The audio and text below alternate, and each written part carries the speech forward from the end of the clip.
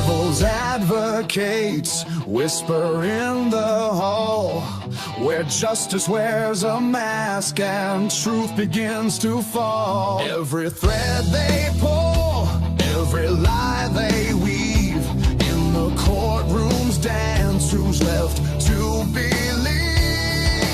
Oh, the devil's in the details, hiding in plain sight, innocent until the gavel steals the light. True crime echoes through the hollow night, fighting injustice with no end. The devil's in the details, hiding in plain sight, innocent until the gavel steals the light. True crime echoes through the hollow night, fighting injustice with no end in sight.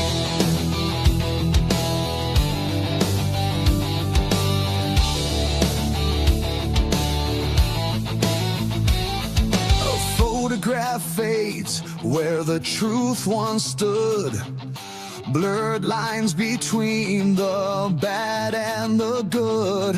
The scales they tilt with every silver tongue, while the broken cry for a song unsung. Black robes sway like shadows on the wall, one wrong word and the mighty fall. Who's a sinner? Who's a saint? The jury's out, but the verdict's faint. Oh, the devil's in the details, hiding in plain sight, innocent until the gavel steals the light. True crime echoes through the hollow night, fighting injustice with no end. The devil's in the details, hiding in plain sight, innocent until the gavel steals the light. True crime echoes through the hollow night, fighting injustice with no end in sight.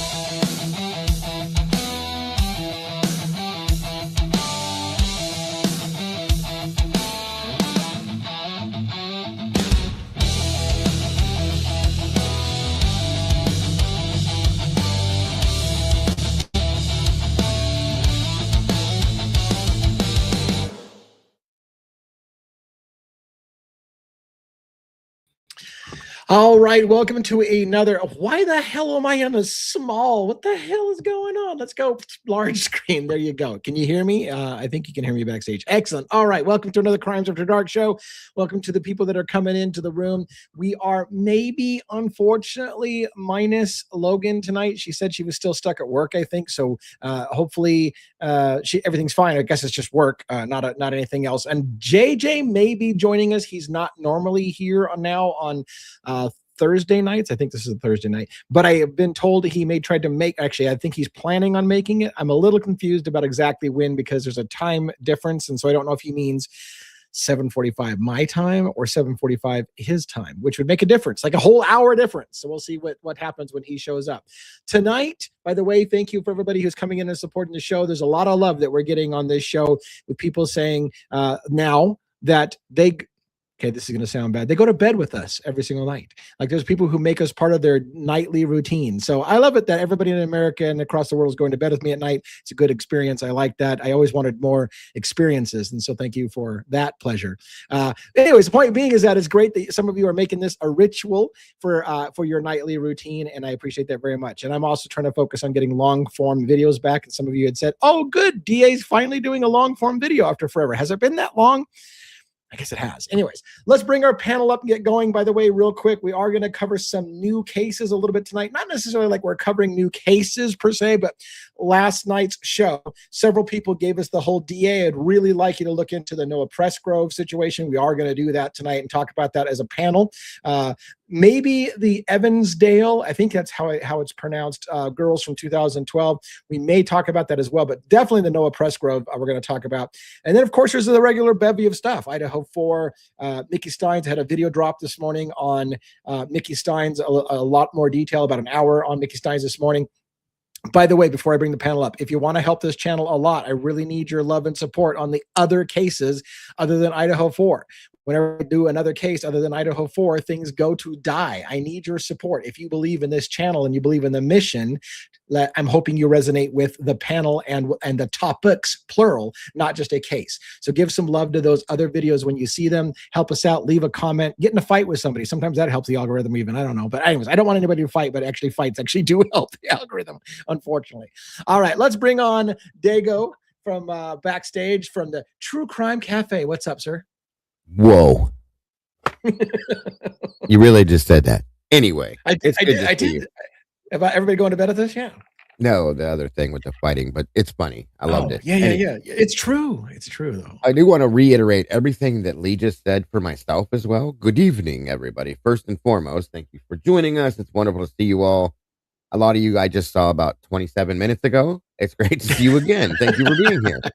I love that you guys are. So, but yeah, guys, we definitely need the love and support on the other cases we want to cover as well.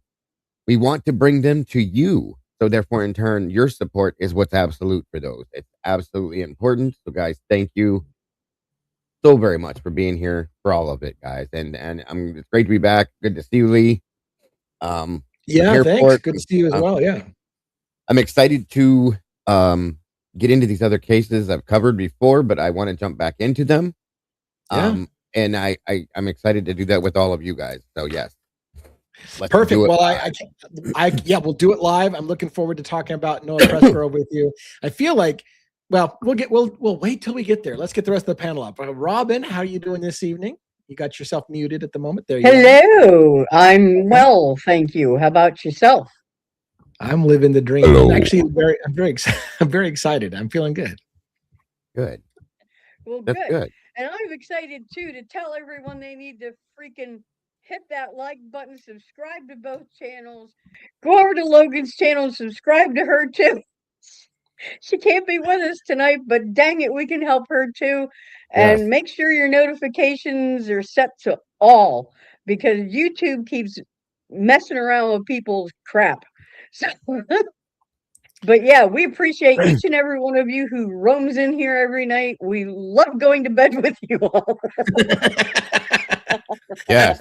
I love crawling in bed with you guys every night. Well, 100%. What the hey? Yeah, it is worth the ride, as they say. And make sure you guys, if you do go over to hit the like for Logan, please make sure you tell her congrats on hitting 5K, guys. Yes. Yeah. Yes. And hopefully we see. I hopefully Logan's group feels comfortable being here when she's not here and coming over and hanging out with us for the night and when she's not around. But if not, that's okay. I understand some people are loyal to their favorite creator and that they're only interested when their creator's on. But we want you to know that we view all of your communities as part of our community. If you're on the panel, we all want to be one big happy family. So that's the way we look at it, at least. It's not always the case. I find that it's not always the case. Like a lot of people's communities are really, really obsessive about their particular creator, and they actually don't want anybody else to touch their favorite creator. But we're kind of a share and share alike. I mean, again, getting into bed with everybody, you're going to have to be really sharing and just share the love with everyone. You all. Yeah. Gotta learn how to be touchy-feely. I mean, come on. Right. All right. Make sure you have a lot of antibiotics on hand. That's all.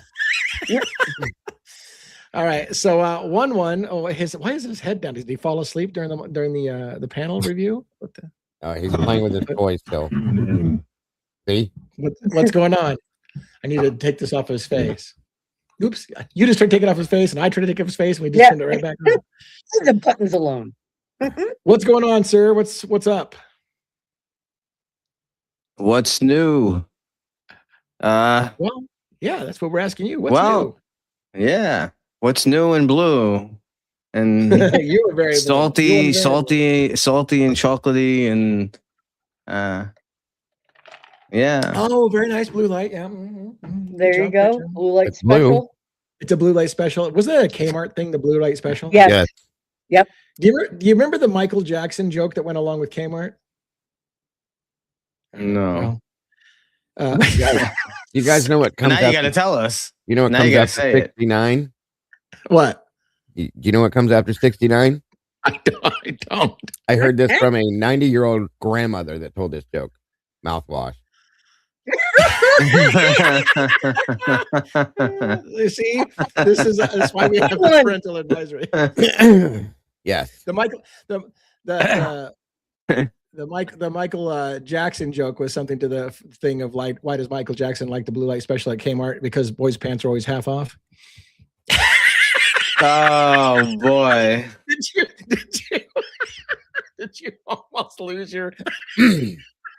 I'm not touching that. Nope. With a 10-foot pole. Oh, sorry.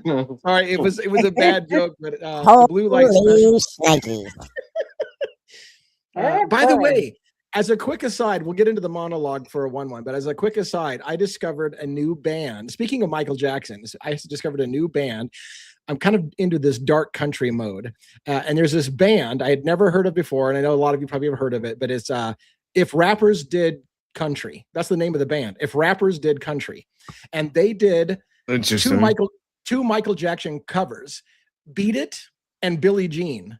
And it is in a dark country style, and it's some of the badass shit. It's better than the original. Like, oh my God. Like, I didn't even like the song Beat It. I love the If Rappers Did Country version of Beat It. It is badass. So anyways, if you haven't checked that out, you might want to check that out. I will be checking that out.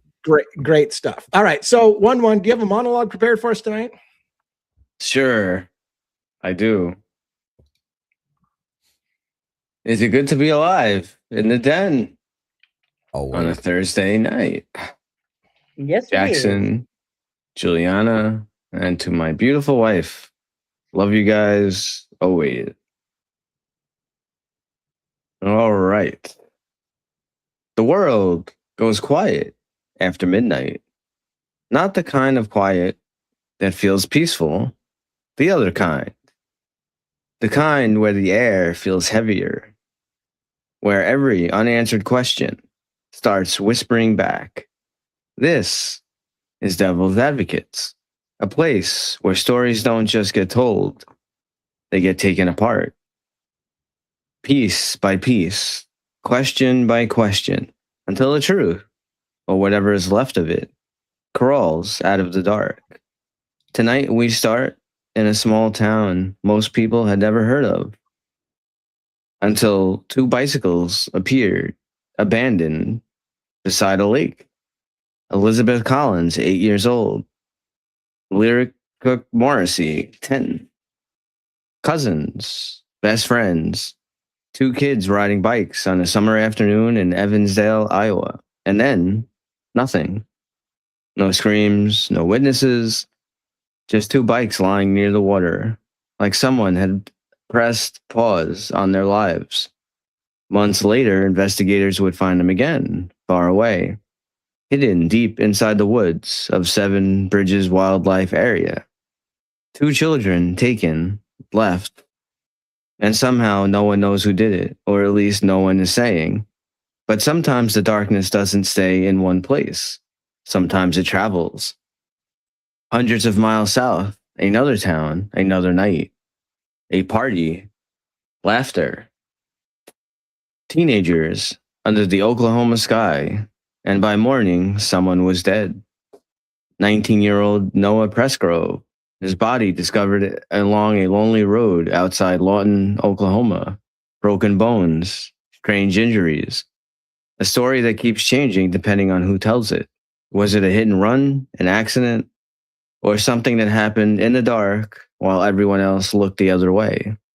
Because the truth about nights like that is simple. People remember more than they admit. Someone always saw something. Someone always heard something.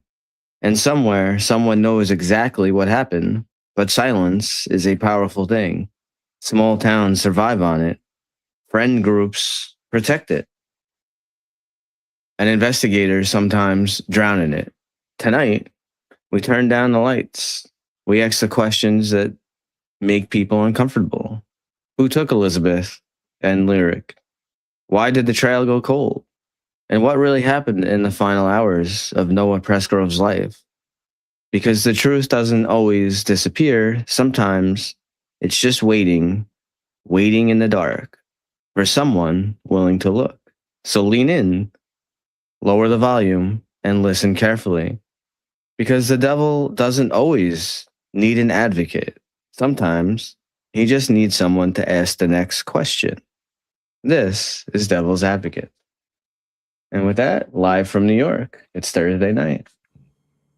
awesome. I love that you tailored Cool. your monologue, as you always do, to some of the topics that we want to cover tonight. By the way, Dago, I don't know if you want to do this or not, but I prepared a poll to start the evening. And if you want to get your poll out for everybody, you can do that as well. What I want to do is I want to ask where we should start tonight. What crime should we start with?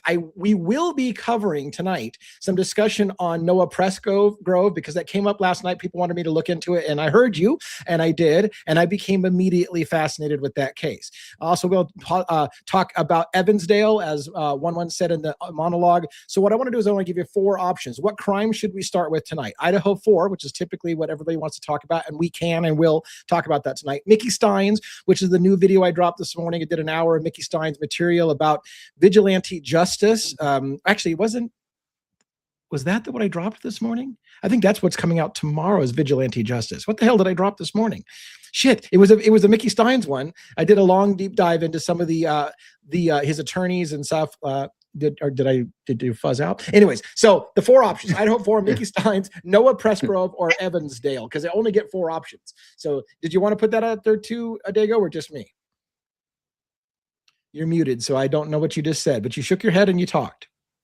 I'm already working on. I'm just finishing up Evansdale right now. All right. We won't be able to get the votes from Logan's people, though. Yeah, I know. Baby, what is it? Baby Ames says that they live close to where Noah was found. Wow. Well, good, because if we get wrapped into this case, I'm going to come to your house and ask you some questions. You will get wrapped into this case. I'll tell you right now. So I have, what crime should we start off with tonight? Idaho 4, Mickey Steins, Noah Presgrove, or Evansdale? Yep, that's it. You ready to fire it? Short thing. 1, 2, 3, roll. Patooey. Now, we don't have a huge group tonight, so let's just wait and see how it kind of settles out. And when it starts to slow down, we can start talking about cutting off the thing. Sometimes we wait for a specific number, but we're kind of a little low on viewers right now, which reminds you, hit like and subscribe and comment and do everything and hype it, whatever you need to do to get us some attention.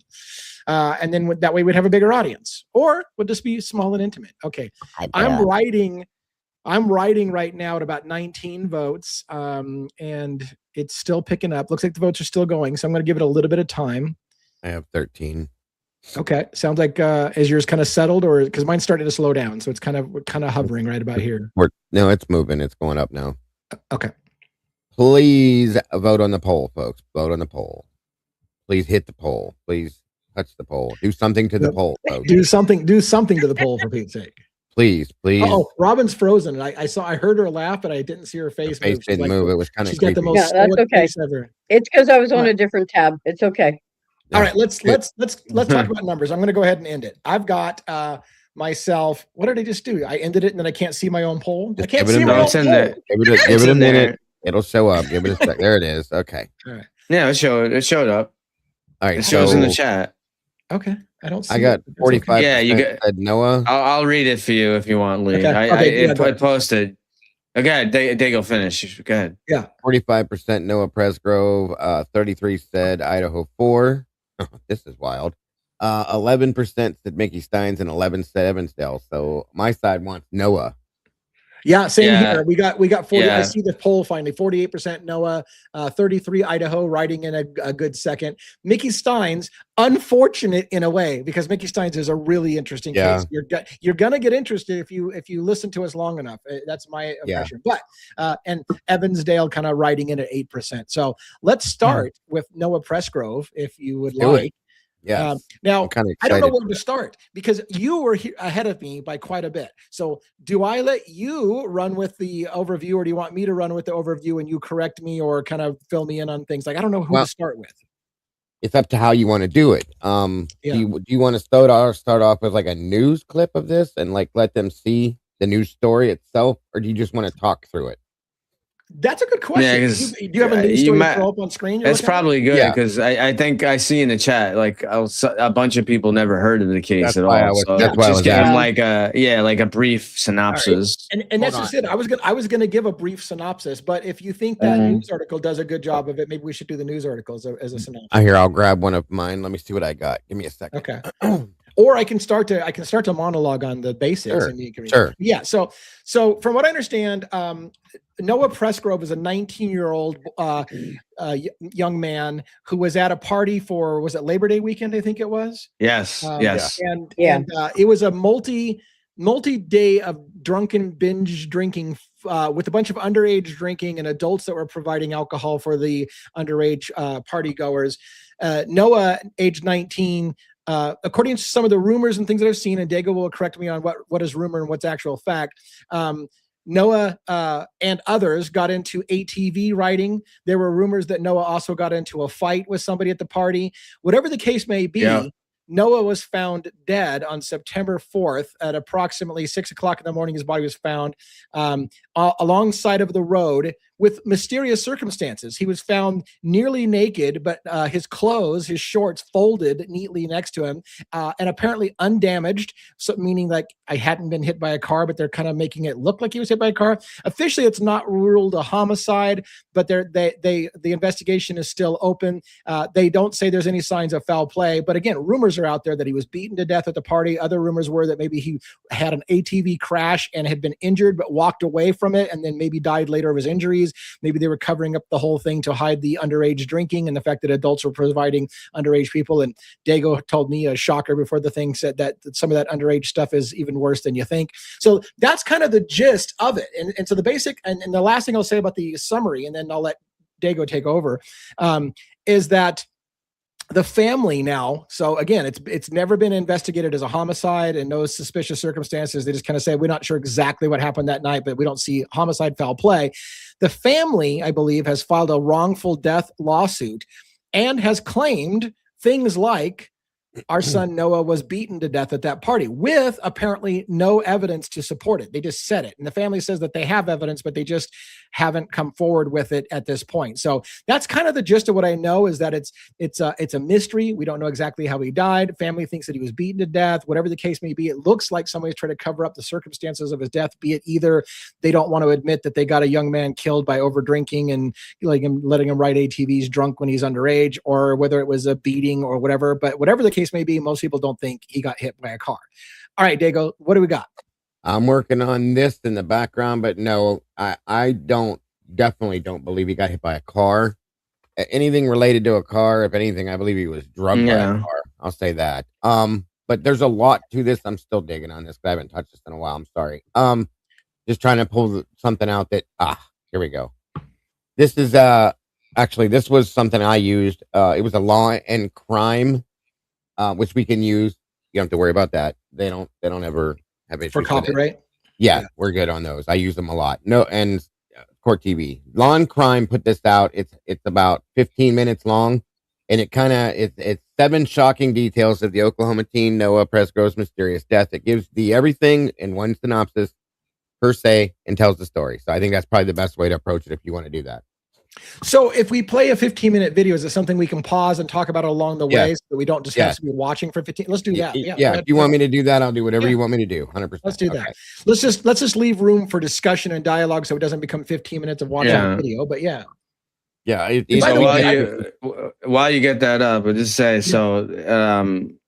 he sustained fatal blunt force injuries on his skull, on his spine, and that's one of the interesting things is, and there was a lot of why I believe he was dragged, you guys, I'll tell you, as they may tell you too. There was a lot of like road burn and road rash on his body, his backside. But not you were saying there was evidence he got drugged behind a car or something like that. Yeah, and the interesting thing too is his clothes were undamaged. And that's another thing too. Right. That's the part that I was saying. Yeah. Undamaged clothes suggests that he wasn't hit by a car and I'll explain that naked. Yeah. Right. And definitely I will explain that part with the clothes, because there's something with the clothes and his best friend that's very odd. I'll tell you that. So, and one more thing I want to bring up before we get into this video, which maybe it explains in the video, but and it's just because I'm a devil's in the details kind of guy, but they keep saying teeth were found near the body, but they never really said whether it was his teeth. Is it his teeth, or did the teeth were taken from the friend's pocket and dropped near the body? Holy shit. All right. I'm intrigued. You've got me intrigued, sir. You have my curiosity. Not being investigated as a homicide. Nobody understands, Robin. Nobody. The family Yeah, there's believes some- it was foul play. Many people do, but There's it'll some tell some of fuckery. that, and then I'll explain some of these things to you guys that don't know about this at all. So, All right, let's add this to stage and let's put that up there and let's remove this because apparently I can't add this until that's removed. Okay. So when it's playing, I can't remember. Do I have control or you have total control? If you have total I'll have control, you'll go- control. I'll okay, have you're it. gonna have to pause when it comes time for stop. This give us some breaks and in here to talk about it. Yeah, and if you want me to, just say, hey, you know, he's a good-looking young man, or was a good-looking young man, right? very much so, very popular. Yep. 19 years old. He was an athlete. He had his whole life in front of him. So, not that it matters. Death is death. He doesn't have to be a I'm good-looking sorry. young man to be. Yeah, baby's right. Friend's dad's pocket. My apologies, guys. Yes. There's a whole thing with this guy. I'm telling you guys, you're going to be blown away. Now, I notice you're okay. I'm sorry. Go ahead. And notice it looks like you're starting some ways into the video. Is that where it starts, or does it start way at the beginning? No, sorry about it. Oh, there you go. Sorry about that. Yeah. He was found naked along a rural Oklahoma highway. His cause of death, multiple blunt force injuries. But nearly 1 year later, investigators are still unsure the manner of death. It certainly could have been murder. Investigators now taking every tip, lead, and possible sighting, trying to make sense of what happened. You can't solve a crime from behind a desk. You got to get out and talk to people. Here's everything we know so far about the mysterious case of 19-year-old Noah Presgrove. Before his death, Presgrove was a major high school athlete, playing football, wrestling, and running both cross country and track at Comanche High School. Pause for a minute here. That's Comanche. So, as a fit athlete, wrestling and whatever, as a question, the whole fight thing, like it seems like he would hold his own pretty well in a fight. What's the story behind the fight thing? Do they talk about it in this video? But that's my first question. He's a little bit, yeah. He's a fit guy, right? And he's a wrestler, so he probably wouldn't be able to hold his own in a fight. He definitely could hold his own. There's photograph and video that I had played through when I did the show. It shows him standing there like drunk, obviously, telling his friends, "Hit me, come on, hit me," and like people slapping him and punching him and stuff. And so he wasn't afraid to take a punch, or no, not at all. The dude comes off to me as somebody that would, like, if he got into a fight, he'd probably handle it and win. You know what I mean? Yeah. So, But yeah. Not when the fight's not fair. Exactly. When there's more than one person, it tends to change things. So yes. Yeah. Don't forget to chime in, Robin, every once in a while. You're going to go all silent on me, and I won't even know how to. No. No. I'm just. It just underscores again how I have lots of feeling. Let me sort it out a little. Yeah, no, yeah, go ahead. Sort it out. I just want to make sure that you are engaged with this because, no, very. Okay. All right, let's do it. All right. Oklahoma, in the southernmost part of the state, a quick 20 miles from the northern Texas border. Presgrove graduated from high school in 2023 and had planned to enlist in the military along with his cousin.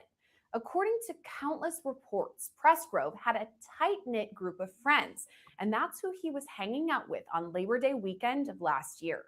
The group threw a party that seemingly lasted for several days, celebrating both the long weekend and the 22nd birthday of Presgrove's friend, Avery Jo Combs.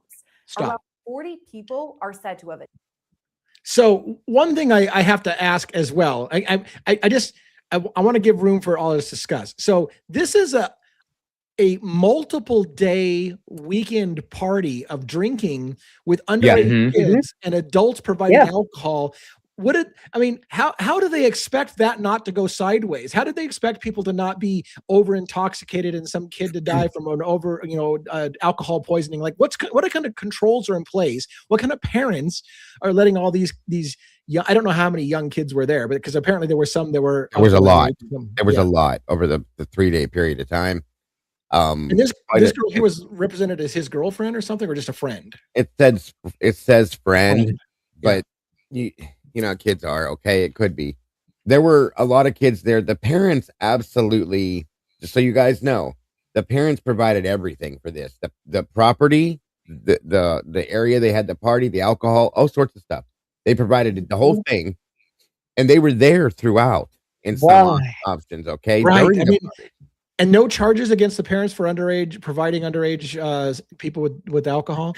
By the way, somebody said that, can you pump the volume up? Is this on full volume? It is on full volume for us. Yeah, it's on full volume. I don't know if it's on your guys' end or hold on. Let me try something over here, you guys. Just give me a second. What? Who are the parents connected to? They're getting away. They got away with that shit. You're asking the questions like who knows who? That's what you want to know. Who Right. knows who? Right. That's what I was going to say next. Okay, the sheriff or the local police, they're very connected to them, friend-wise. Okay, they're all very close, and this is another small town. And Turkey Creek girl says, "Is this true that Turkey Creek says the parents have a lot of money?" Yes. So oftentimes, I hate to say it, but oftentimes money buys friends in high places.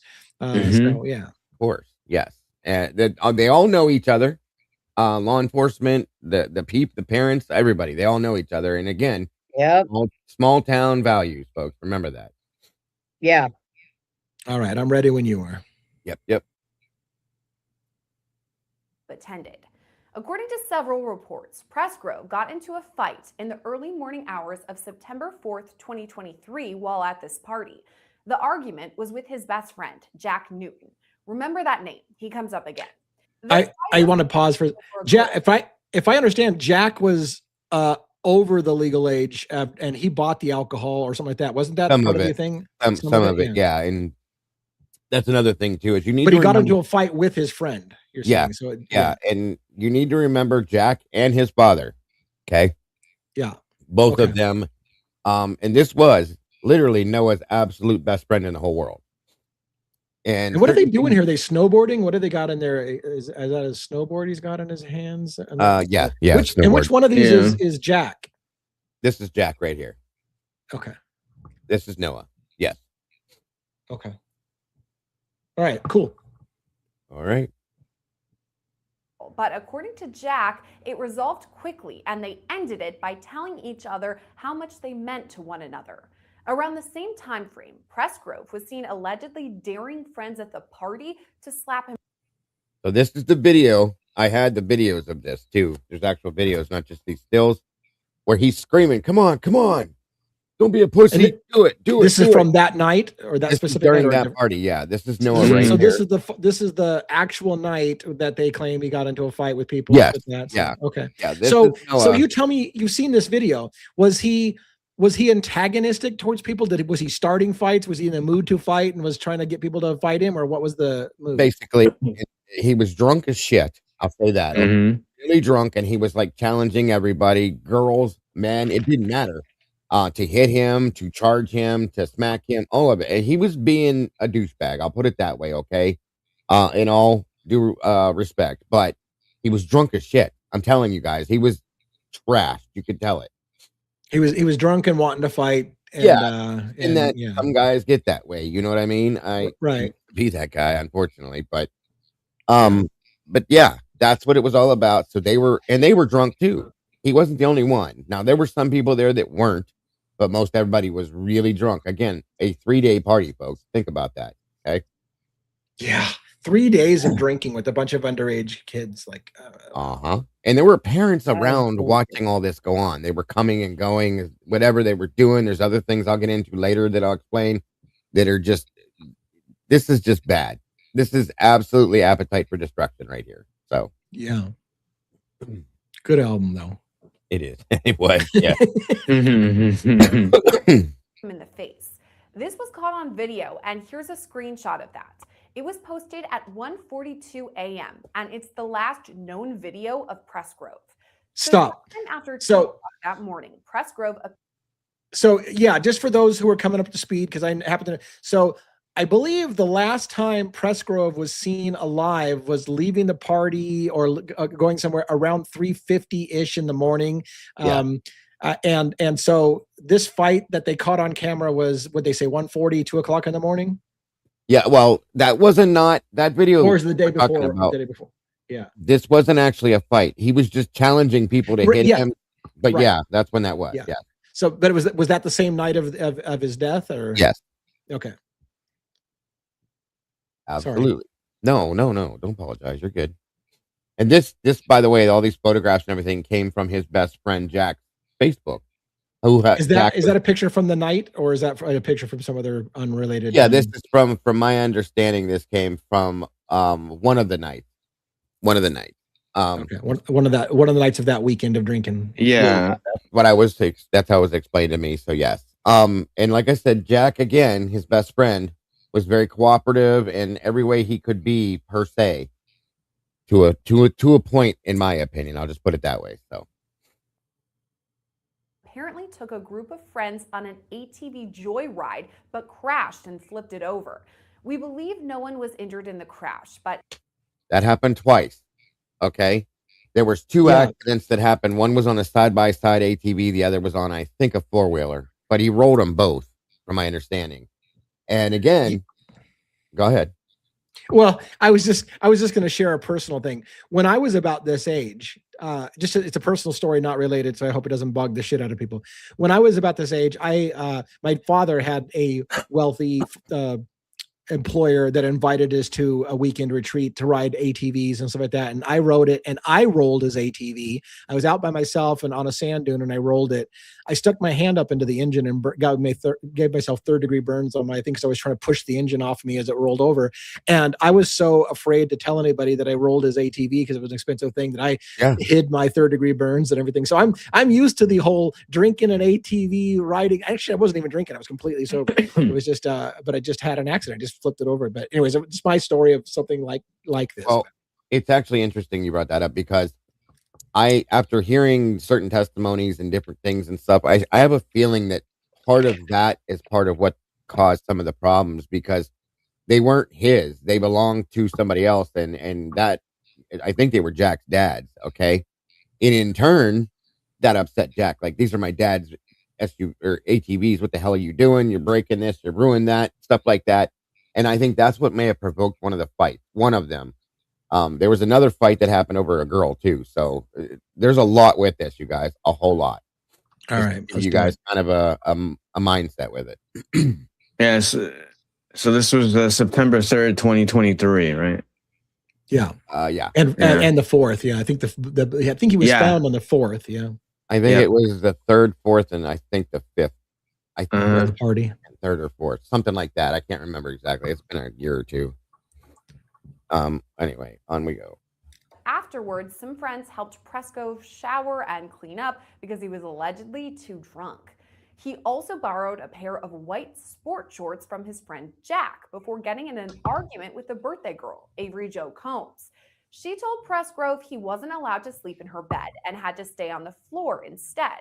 After this, Presgrove apparently said he was going to cool off. By 3:41, one of Presgrove's friends took a Snapchat photo that has that exact timestamp. The caption reads, quote, "Well, Noah is missing." What? Wait a minute. That's such a fucking weird text. I heard about the Snapchat text saying, "Well, Noah's missing," but that was she had that selfie picture along with that. Is that an actual snap? Yeah, that was the whole thing right there. What does that feel odd to you? Well, Noah's missing. Like, of course it did. Yeah. Does it feel odd to you? That doesn't seem right. 100% it did. Smiling, acting like it's not a big deal. Well, Noah's missing, and it's like, what? Is that, smiley face emojis? Yeah. Yeah. No, what the whole fuck? thing is so weird, folks. Okay. Well, if you look at the emojis, yeah, that's what look at the emojis. Look at the eyes, Lee. Look at the eyes. Are they little crossed eyes? They're my squiggly God. eyes. Okay. Yeah. And the that's mouth disturbing in a way, right? That's it implies something. It's and here's the thing: is that everybody, in my opinion, that was here, they know. Okay, I'll just put it that way. There's a couple parallels here in Idaho too. I'll just tell you that much. So, I gotta write this. So 3:41 is that text message. So he must have been. He was then last seen before 3:41 because that's when she says Noah's missing, right? So it said he was last seen at 3:50 a.m. 3:50. Yeah, that's what I thought too. But okay, she says this at 3:41. There was another one somewhere too, but absolute last sighting was 3:50. Okay. Was missing. After that, no one knows what happened to Presgrove or where exactly he went. The next time he was seen was just before 6 o'clock in the morning when 2 911 calls came into local dispatch. 2 separate drivers reported something laying in the shoulder of the road on US 81 near Terrell, Oklahoma. They thought it could be a deer or a body. One caller told dispatch, quote, "I'm pretty sure there's somebody laying dead along the road. They look naked. I'm staying back." The caller was right. Presgrove was naked, wearing nothing but a pair of mismatched shoes. About 25 feet away from Presgrove's. And let me explain the shoe thing. He had, Yeah, but yeah. I gotta know Yeah. why mismatched shoes. he was wearing Yeah. someone else's shoes and they were mismatched. Okay. Two other people's shoes. He had one on one foot that belonged to one person that was different from the other one on the other foot that belonged to somebody else. Completely different shoes. So And were the shorts Jack's shorts and not his too? The shorts that short- were found next to him or not? the white Yeah, shorts what- he had right. on were Jack's, but there's a story that I'll explain that to you too, because Jack I can't wait, dude. I'm all over it. Jack right. went home. Well, let this play first, and then I'll explain that because I don't want to ruin that and get people Okay. confused. Okay. Body were those white sport shorts Jack had loaned him just hours earlier. He was laying Hold on, I'm gonna play that back because it skipped over that part. I think because we paused it. earlier. He was laying in the fetal position along the road just 1 Go mile. back a little further. Yeah. There we go. Dead along the road. They look naked. I'm staying back. The caller was right. Presgrove was naked, wearing nothing but a pair of mismatched shoes. About 25 feet away from Presgrove's body were those white sport shorts Jack had loaned him just hours earlier. He was laying in the fetal position along the road just 1 mile from the party he just attended. Investigators say there was minimal blood on the scene, but Presgrove's injuries were shocking. The base of his skull had been split in two. His spine was fractured, and there was. Now I'm gonna tell you, I pulled the autopsy report for this when we covered this. Do you have it still? I have to go dig and look for it. I may have it, and Molly might have it too. But it was bad, guys. If you heard her say her skull was split in two, okay, Yeah.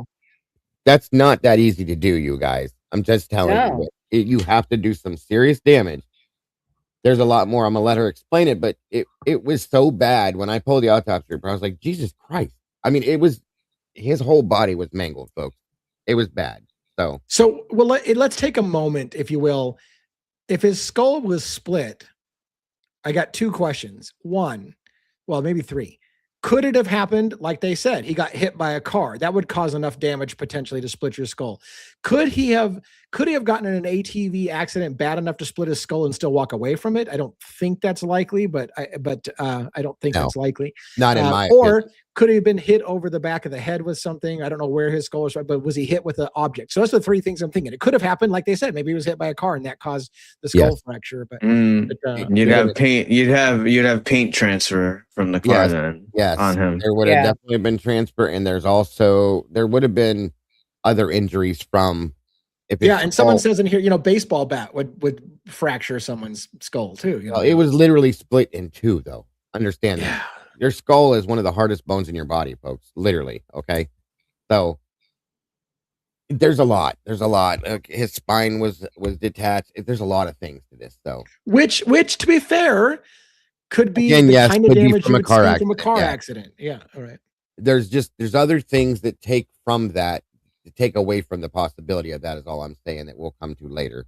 I guess where I'm going to play, I'm sorry, to where I'm going to play devil's advocates is you're not going to get your skull fractured and your spine dislocated from a fight, right? So something more than a fight happened. So was it a car accident or was it, because what I'm saying is a fist fight's not going to fracture split your skull into and dislocate your spine or something like that. So no, but if you there was other things found on the scene and this and that like that. I think me personally, I think he was struck by a vehicle. That's what I think happened to him. But that's me. So on we go. But maybe run over on. Yeah, go ahead. Sorry. But maybe run over during or yes, absolutely. Right.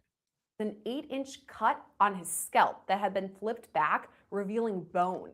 So that was September 4th, 2023, but Presgrove's autopsy wasn't released until the following May. It lists cause of death as multiple blunt. What? How long did it take for the fucking autopsy to come out? Well, September to May. Okay.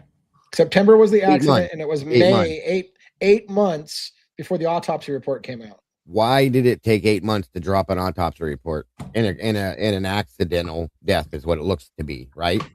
Right? Thank you. That's my question. 8 months for an autopsy report on this. I don't understand. Nobody I don't either. Doesn't make no sense. Well, Yeah, it's crazy. Yeah. Force injuries, but the manner of death is still undetermined. The Oklahoma State Bureau of Investigation declared his death suspicious, but that led to more questions than answers. Investigators say they don't believe it was a hit and run, and they don't believe it was murder. So what then killed Noah Presgrove? I mean, there's an awful lot going on. There's So pause. I'm sorry. So based on that, they don't believe it was a hit and run, and they don't think it was murder, which would leave an accident that they're trying to cover up. Is that what they're implying, right? They're saying it wasn't murder and he wasn't hit by a car. So it sounds like an accident that somebody's trying to stage because they don't want to admit what happened. There you go. There you go. There you go. And nobody during that period of time in the investigation, none of these kids would talk. Nobody would talk. There was one kid that wanted to, but he was scared. So just letting you know. Extended party. There's an accident on an ATV before the incident happens. And there's a little bit of separation between the last time anybody hears from him and when they see him on the side of the road. So there's a lot going on. It sounds like they were hitting it hard for quite a few hours at this party. A couple of different conflicts, a physical fight, an argument. There's a lot going on that day. That's Will Svelar, a retired commander and homicide detective based out of Cook County, Illinois. We reached out to him to make sense of Presgrove's case. Now, we know there was a lot going on at this party, but moving on to when Presgrove's body was found. To you, who has a major background in this sort of investigation, does it seem mysterious or suspicious to you? There is so much blunt force trauma to the body. It indicates, and where he's found, it indicates that possibly he's struck by a car. Now, you would expect some kind of a transfer between the victim and the vehicle. Now, I don't know much about the rural roads back there in Oklahoma, but I imagine there's a lot of trucks, that sit a little higher. There's a lot of semi-trailer traffic, things like that, because his injuries are so significant. I would say it'd be very difficult to sustain that in just a standard beating. I mean, it looks, from what I see, and I don't have all the facts, obviously, but it looks like he's hit by something. Then you have there's some dragging marks on his shoes, which were two different shoes, if I read that correctly. It looks like maybe he's hit by a truck or something that sits up higher. Pause. And maybe. I mean, obviously the possibility still exists for a fight in which somebody got in a car and ran his ass over or something. Right. You know what I'm saying? So when he says, well, it doesn't look like it's a beating. Yeah, maybe not physically a fist beating, but could a fight have escalated into somebody getting in a car and running him over? And something like that. And that's yeah. Yeah. And then you also, like what you were saying, Lee, too, I'm just reading here, the ATV thing that he was involved with, right? So he was in, you said, Dago, you said he had 2 accidents that day with ATVs. Uh-huh. So Noah could have been injured, right, in a vehicle accident on the private property, and fear of legal consequences could have led to attempts to conceal what happened as well.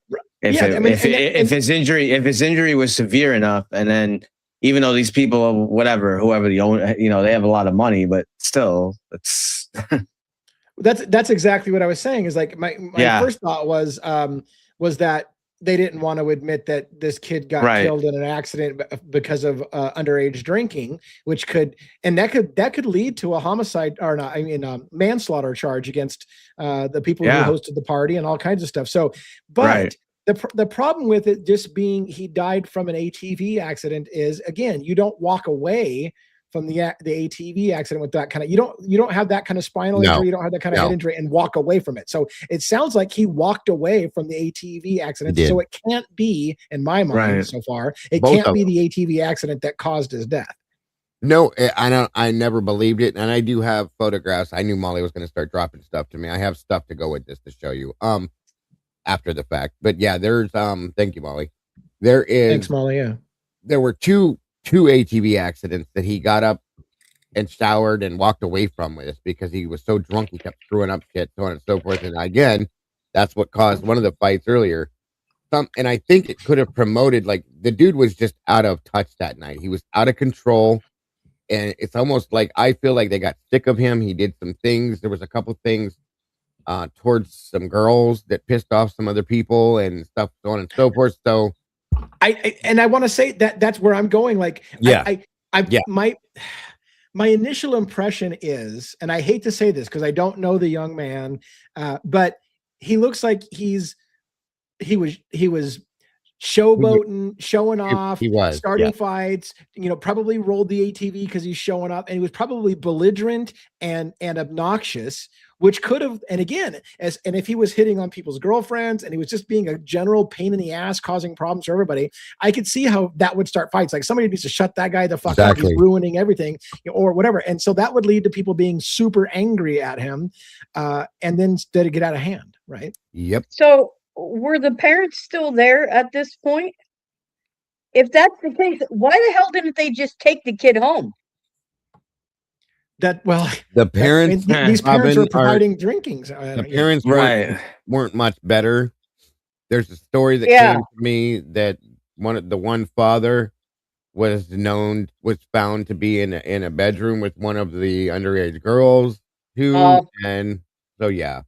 So and I will say this: if this was on private property, I would imagine, I hate to say this, but I would imagine if these adults were providing a party that included underage drinkers, I guess to counter Robin's point, probably a rule was nobody's fucking leaving the party this weekend. Like, nobody's leaving, right? Because I don't want to have to explain to people's parents. I'm not going to take a drunk 19-year-old home and say, hey, by the way, I provided your kid alcohol, but he's a pain in the ass, so we're bringing him to your house. Like, they're just going to be like, nobody goes home, because we don't want to get out there with underage drinking. Yes, exactly. And there's some point where they all go to the scene. A lot of the kids that were there, and the one, I think the sheriff, or it was the sheriff, I believe, tells them all, go home and go to bed. That's what was said to him.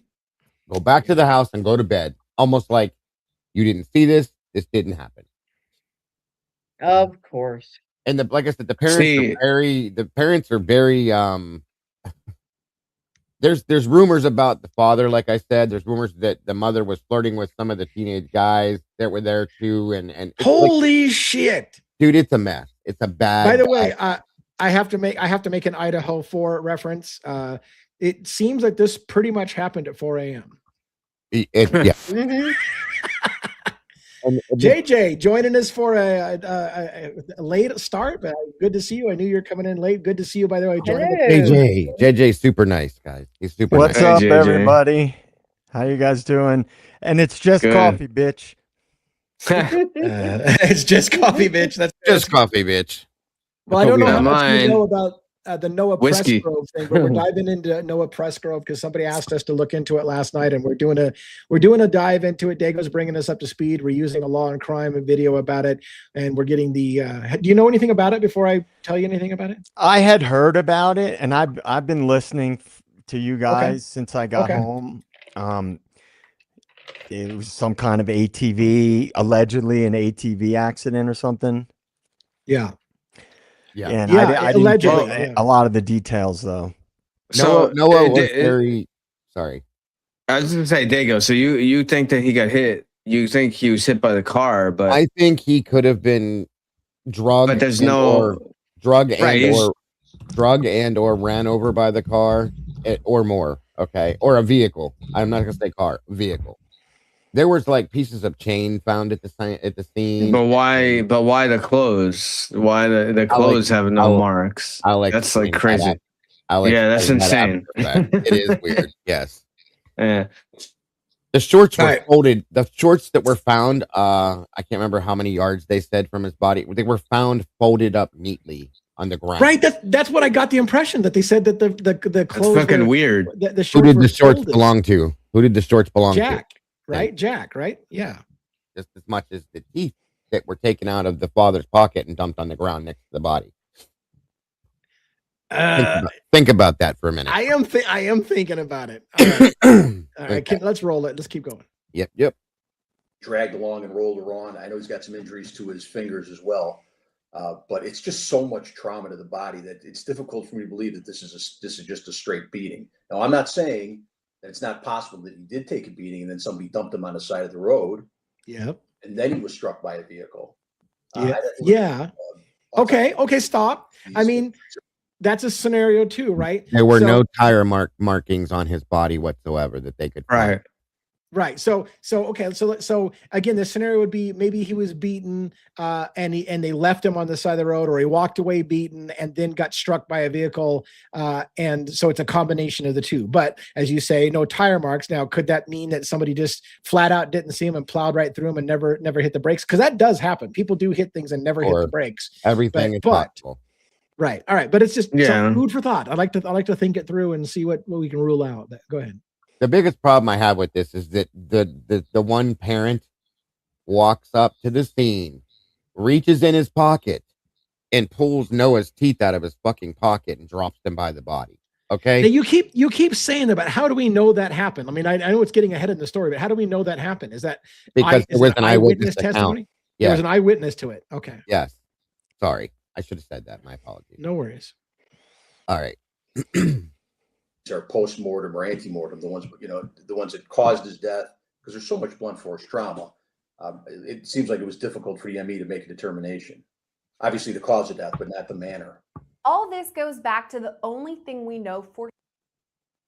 One of the things that I need to make sure I'm correct on when I say this, but from what I understand, okay, Jack came to the scene and the shorts were found away from him or something. And I want to, if I'm wrong about this, my apologies. I will correct myself. But if I remember, because it's been 2 years since I've covered this, but Jack came and picked up those shorts and went back to the house and brought some other shorts back. Okay.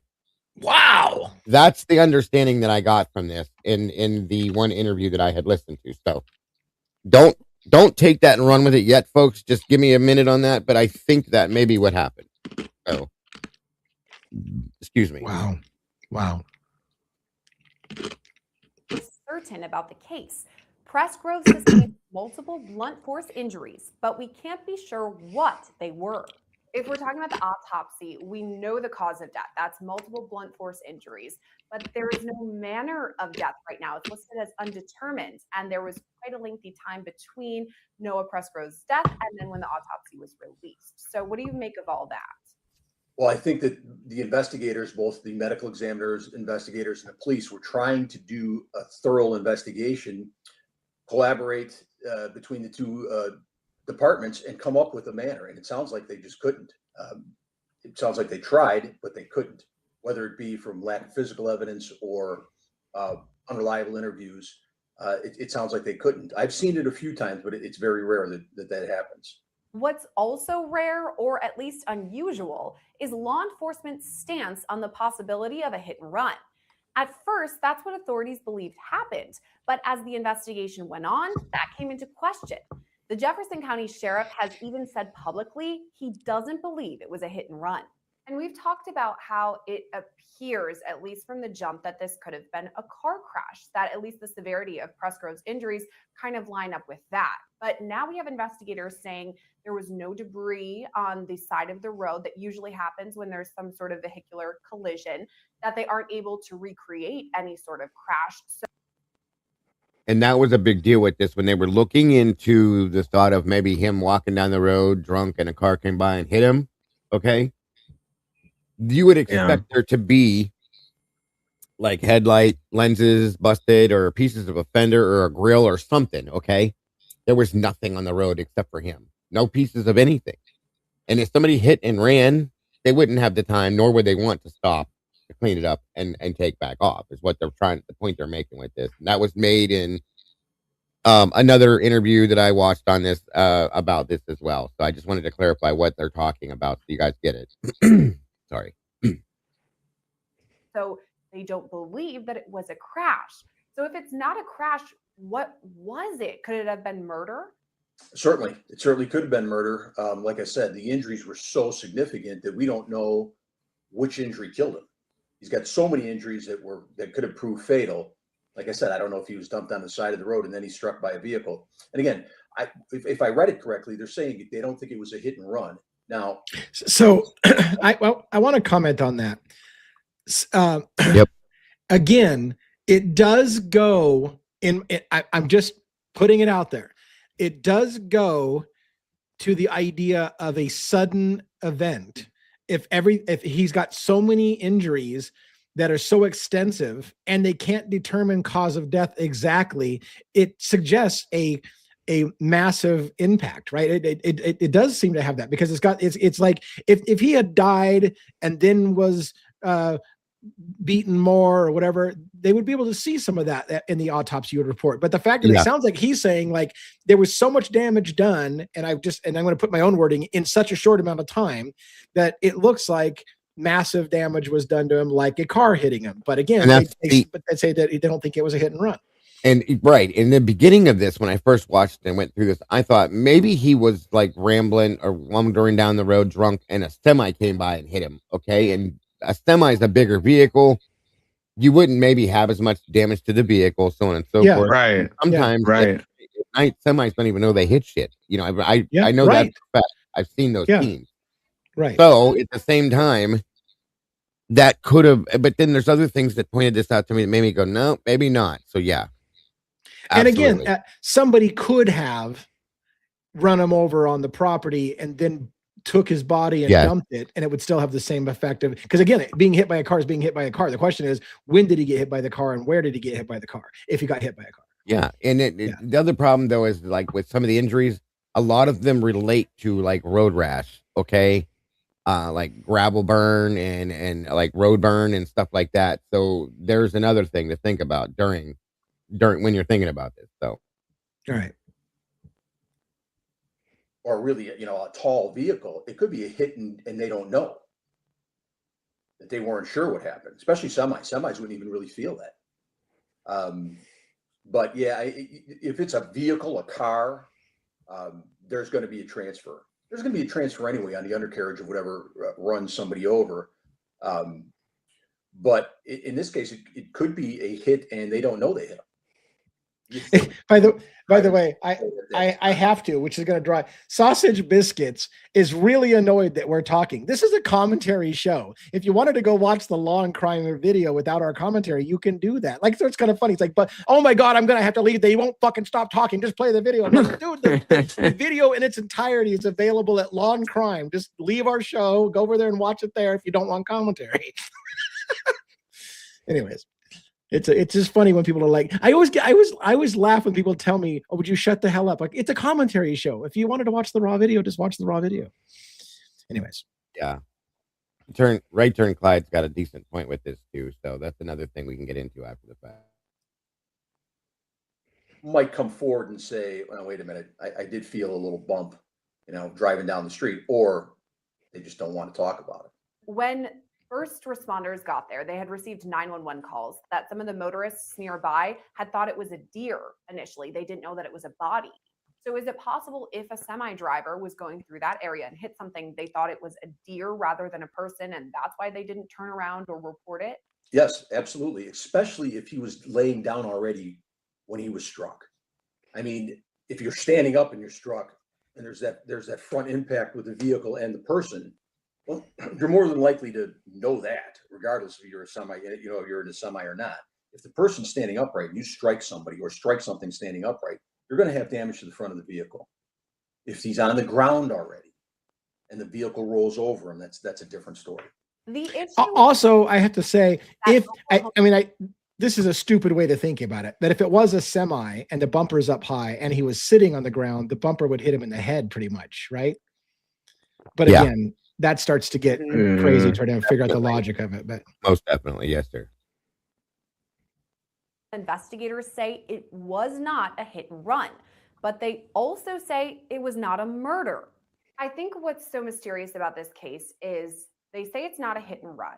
They say it's not murder, likely, but they don't know what it is, and it's still so suspicious, mysterious. We're not sure where the investigation is headed. So, what is the next step for officials who are looking into this case?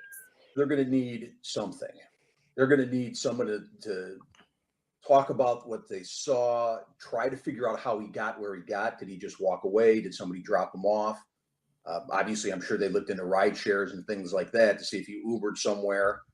And again, it's just there's going to have to be a break in the case that comes from someone who has some knowledge. Now, absent an accident, a vehicular accident, or a murder, a beating death, I mean, what else is there?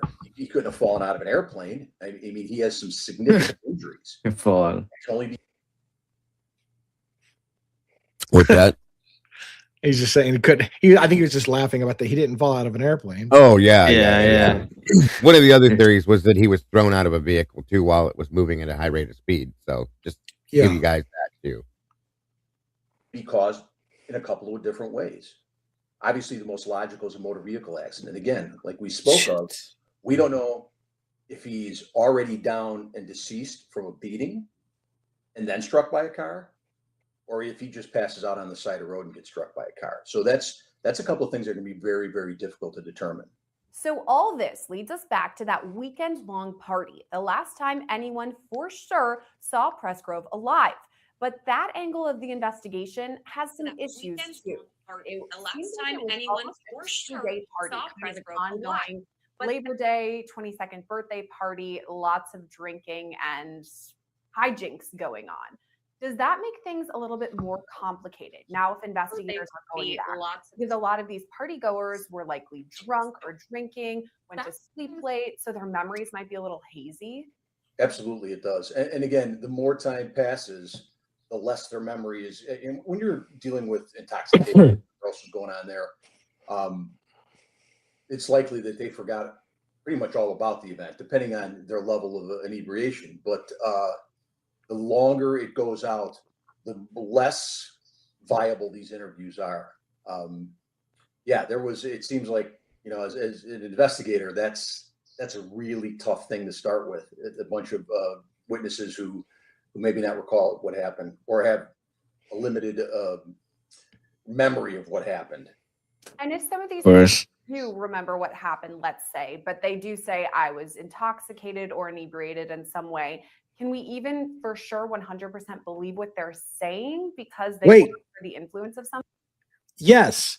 If you're Dylan Mortensen and you're completely hammered and can't remember details, you can believe everything they fucking say, regardless of whether they remembered or pretty much don't know if they were dreaming it, or pretty much it could have been something they imagined, or maybe it didn't happen at all. But whatever they say, you can fucking believe it, regardless if they're hammered or not. Yes. So yeah. If it's Dylan, you can believe everything she says, no matter what. Only if it's Dylan. Yeah. Right. Yeah. Yeah. Pretty much. Something? Well, when we take statements in interviews, one of the questions the state's attorney is going to ask is, are you under the influence of drugs or alcohol at this time? Were you under the influence at the time of the incident? So that's questions that are asked, and it does go to the credibility of the statement for sure. It hurts the credibility of the statement. So the intoxication level at the party kind of poses an issue in terms of witness testimony. But there's another bit of evidence from the party that can't be disputed. We've also talked about the people in this small town, close-knit group. It sounds like it was a big group of friends that were at this party. And fucking small towns. Were documenting the night on social media. So we talked about how they were likely drunk, and I'm sure spoke with investigators. But is this also something that investigators would then look at, their Snapchats or Instagrams, all of the photos or texts that they may have sent that night? Absolutely. It's all part of it. Now, the first thing you got to do is figure out who was there.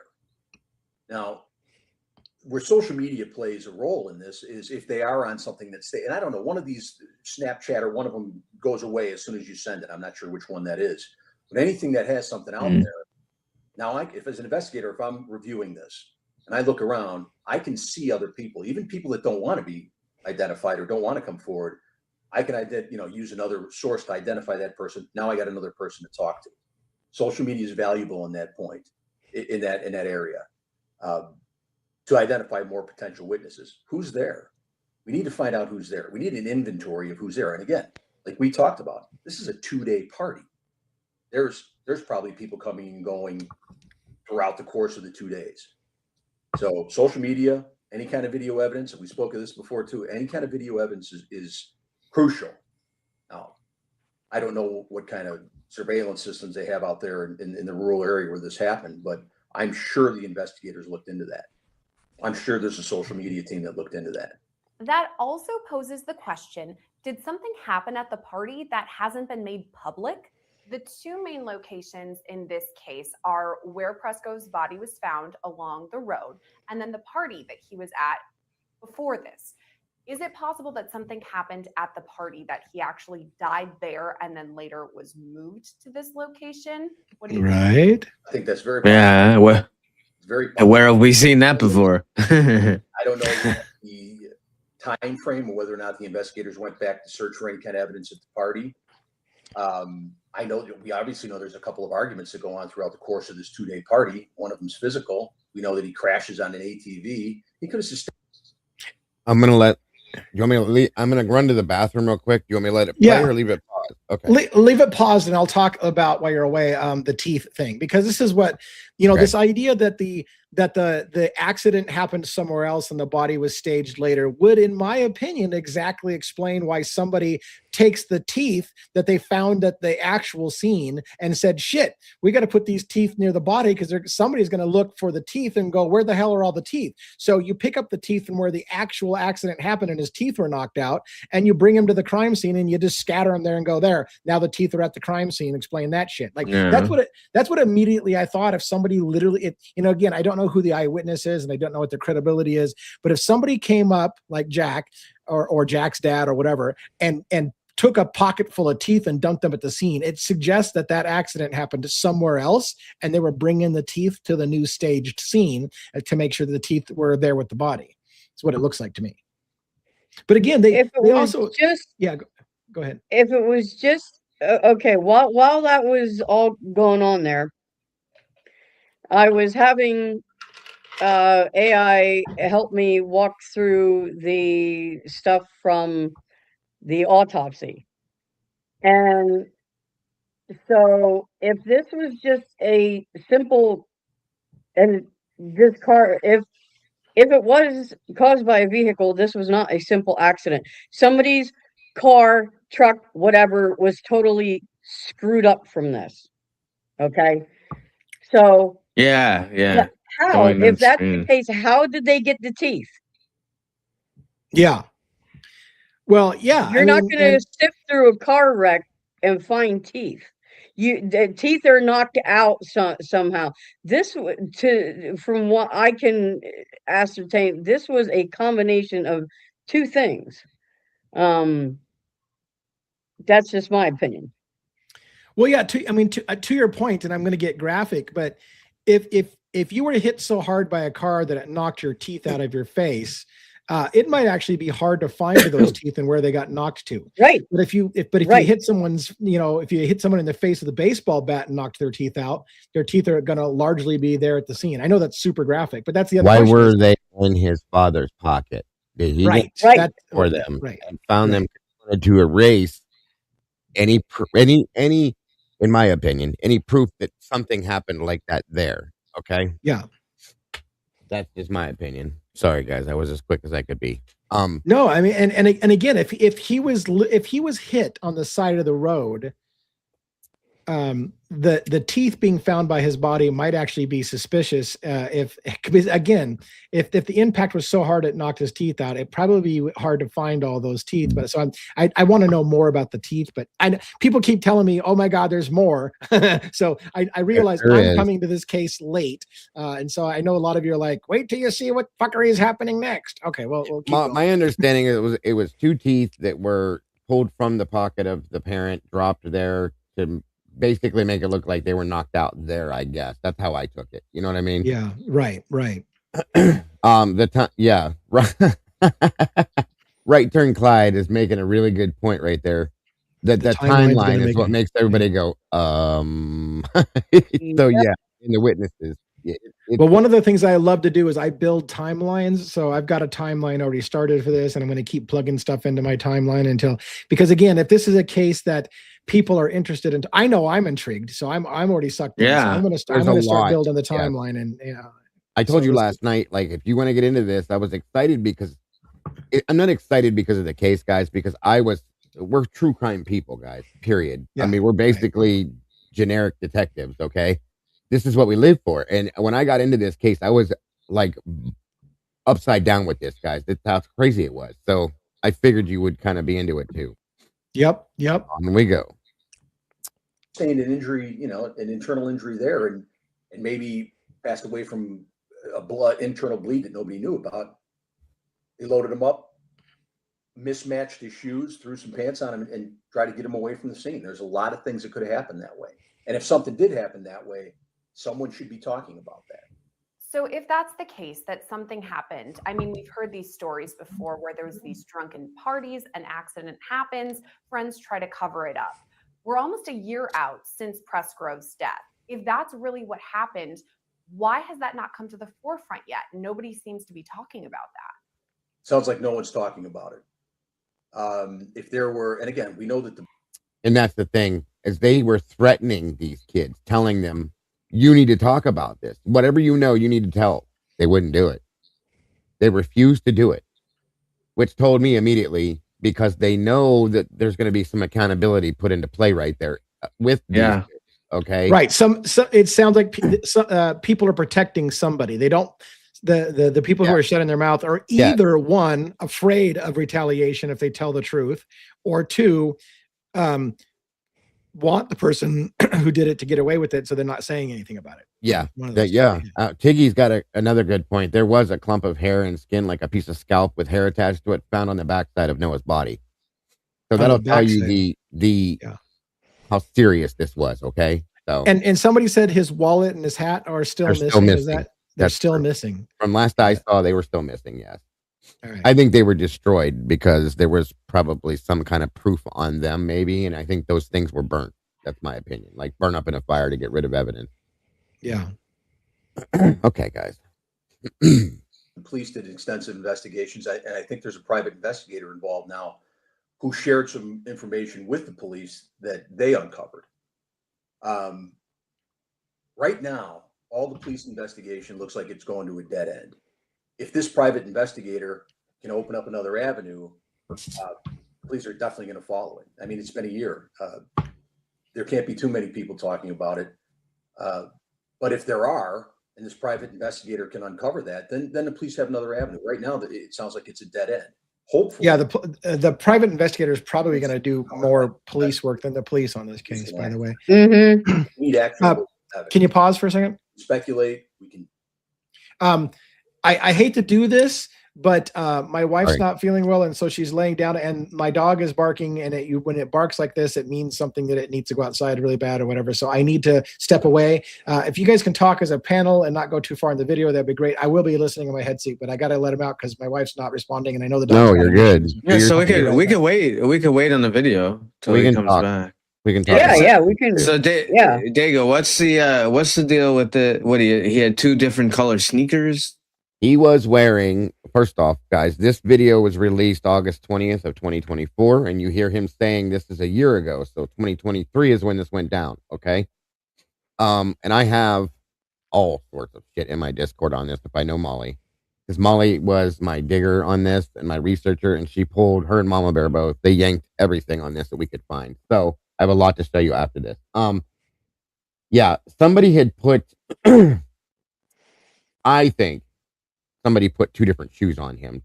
Okay. Yeah, why? Why the hell would they do that? Though? Drunk. Being drunk. Is what it is. Okay. So yeah. Okay. There's a lot with that. There's a lot of weird shit that went on with this too, you guys. And again, like I said, nobody would talk. There were some Facebook posts that we found that there was one kid that wanted to talk. I believe he was threatened that if he did, he was going to regret it. because he knew certain things and he swore up and down in a Facebook post he posted that this is what happened, not that, so on and so forth. He was threatened. So a question. So do you think maybe, so he was beat up, possibly, whatever, someone attacked him and in a fight, and then because of how he, obviously he was heavily intoxicated and with that, and then from the fight, and then possibly, leaving him like that, and then he still got hit by some kind of vehicle, I mean, possibly, or something. It's possible, but when that was brought up, partly what was stated by that one kid was he didn't get hit by a car. Okay, he wasn't hit by a car. I know what happened. And somebody said something about, you better keep your mouth shut, blah blah blah, type shit. Yeah, right. I have videos of the fight happening and so on and so forth. Like I said. And it could have been that Noah himself put on two wrong shoes. Okay, I think one of them was like a, let me remember. What are those shoes called? I have a pair and I can't remember the name. Hey Dudes. One of them was like a Hey Dude, and the other one was a tennis shoe of sorts. So he could have just been drunk and put two shoes on and thought he was going to go for a walk. Jesus, that was quick. I want to chime in on that. Like, I'm sorry to say that in my lifetime, I've been drunk enough where I've put on the wrong clothes or mismatched something, because when you're hammered, it just looks, oh yeah, I'll grab that shoe. You just don't make the right same decisions, You're seeing things through beer goggles or whatever. So yeah. One was a Hey Dude and one was something else, or sorry guys, something like that. So yeah. But if he was alleged, like supposedly the last time he was seen was at the party, correct? Yeah. Supposedly, yes. I mean, I would assume that he went to the party with two of the correct shoes on. Yes. Right. And I just did, while you guys were talking, I looked up a summary of the case just to get like a quick synopsis of it. And there were people that were alleging there was a fight. Oh, yeah. Absolutely. There right. So, I mean, I can see a scenario where shit goes down at a party. Everybody's drunk. Mm-hmm. People are. And did I hear you guys saying earlier that he was kind of a troublemaker? He was. Yeah. Well, belligerent that night for sure. He was with, yeah. It was that drunken, arrogant cockiness. He was an athletic kid. He was very popular. That kid that, you know what I mean? So yeah. Because he's being a drunken ass. Yeah. Because you could see a scenario if a bunch of dudes are drunk.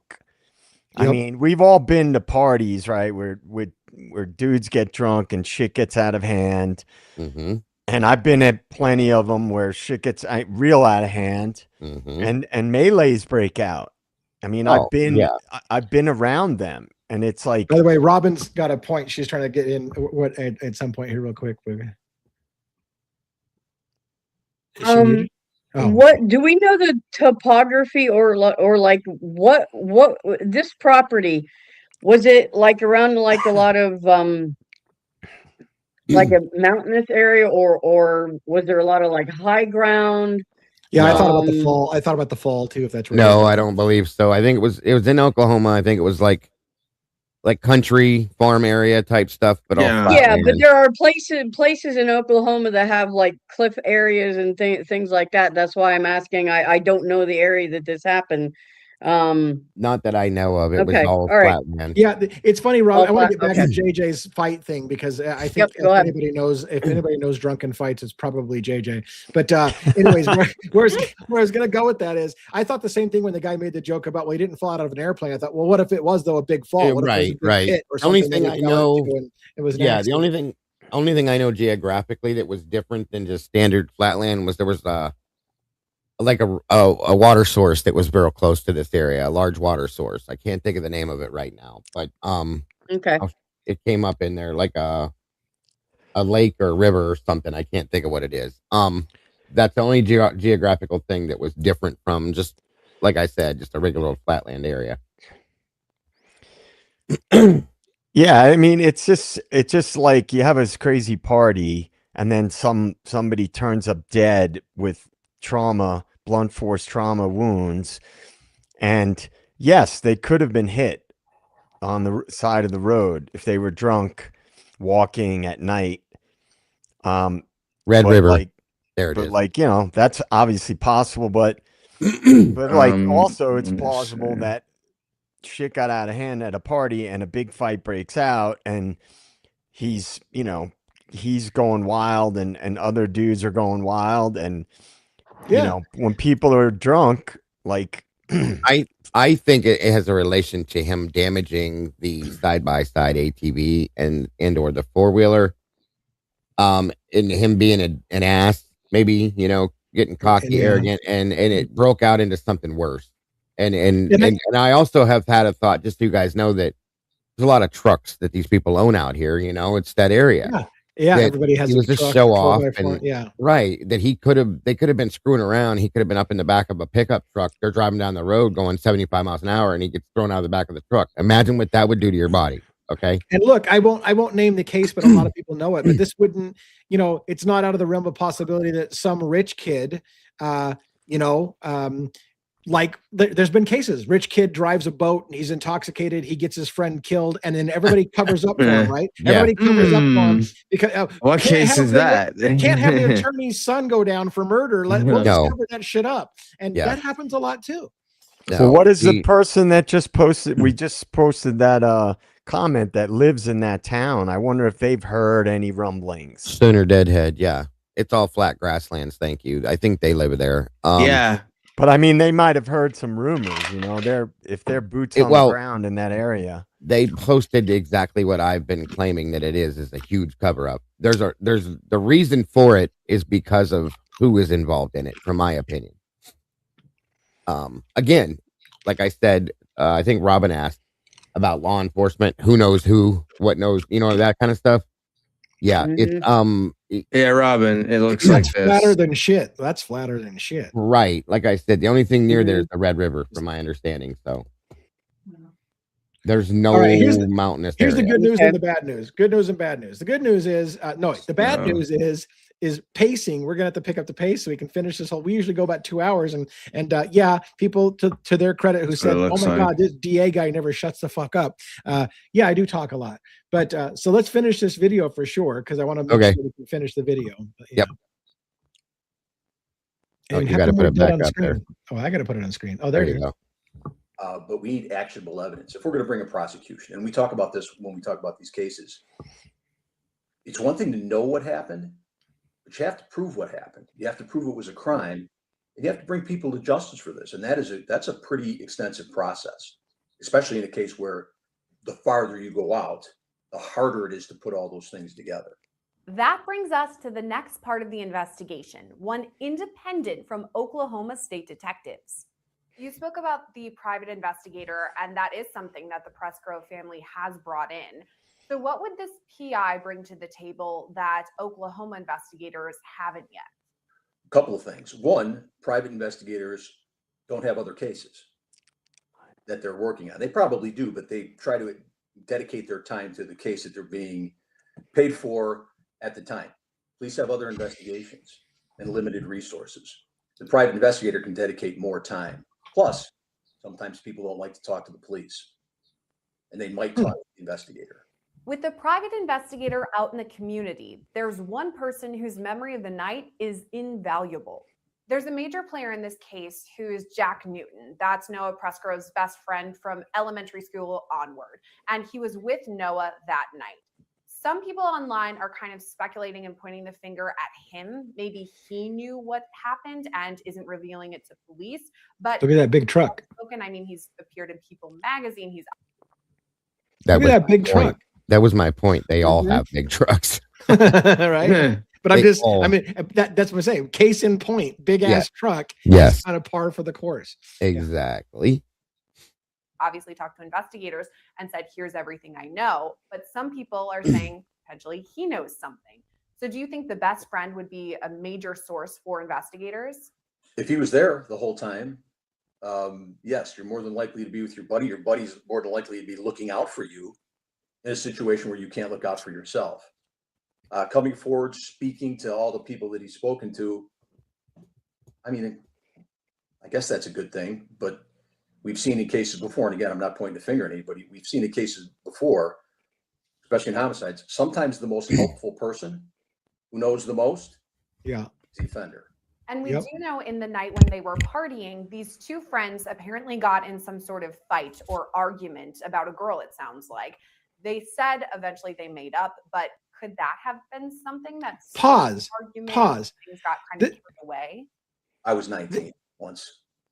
You know, I know that you argue with your friends over girls all the time. Yeah, I think that's part of it. I mean, that could be part of it, that it got out of control. But if there's a physical altercation to the point where this kid is hurt that bad, there's going to be more than one person that knows about it. And if somebody that cares about this person who's at this party sees this, I can't see any reason why they would not come forward. Just to be clear, this isn't something that investigators have suggested or pointed to, and they haven't released the names of any suspects or even persons of interest. But that's not to say they don't have any. Do you think it's possible that investigators in Oklahoma know more than they're letting on? If in fact there was a crime here, sometimes they like to keep information closer to the vest in order to preserve a future case. So could they know something they're not telling us? Sure, absolutely. And that's something that, you know, if you don't want to compromise your investigation. If they have some evidence, I guarantee you, or some other information, that they're moving forward with it. Sometimes we don't want that out there. It's not like they're hiding anything, but they're trying to develop it more so you can become part of an actionable prosecution. Sometimes if stuff gets leaked out there, the person of interest might get tipped, and then it kind of screws everything up, or more people will get involved. So if they have something that they're working on, I wouldn't be surprised if they're keeping it close to the vest, as you said. I think what's tough about this case is that his body was found in September of last year. We're nearing mid-August, so almost the 1-year anniversary of all this. His family is obviously still looking for answers, as is the nation. But what are the odds of us finding out what really happened this far out from his death? I'm an old school homicide guy. There's no case closed until we find an offender or an explanation of what happened. So I think there's always some hope. You know, there's cases that we've solved 30 years down the road. I hope for this family's sake it doesn't take something like that. But there's always hope. I can't ever give up hope. I mean, there's, like we talked about, there's people that know what happened. It's just finding that right person. And hopefully this investigator can do it, and they can collaborate with the police, and then we can get something for this family. I hate to use the word closure, but at least a sense of what happened to their kid. In the nearly 1 year since Presgrove's death, his family has not stopped looking for answers. Presgrove's family has been very outspoken, saying that they want answers. Obviously, what happened to their son, brother, nephew, all of these things, they're looking for answers. But they say someone out there knows something. Someone has to know something. Do you think that's the case? Someone out there does know something? Absolutely. I think somebody knows something. Now, try to put yourself in a position of these poor people. No idea what happened. They know that their child was killed in a violent fashion, regardless of whether or not it was like a murder, like we spoke of, or if it was a vehicle accident. But they don't know how. And they've got law enforcement who they rely on, like we all rely on, trying to do investigation, and they can't come up with answers. It's got to be crushing for the family. But I agree. Somebody knows something.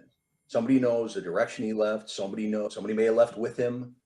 And certainly whoever caused the injury, be it a motorist or another person, they know. Unless, of course, like I said, sometimes these semis, we've had cases where they hit something in the road. They don't even know what it is. They just keep going. But somebody knows something. Somebody knows something that happened at the party and when he left. What are the next steps in the investigation? Because I know that it's still open. People are still talking about it, especially approaching the 1-year marker. What do you think is next for investigators? Again, they have to continue to do interviews.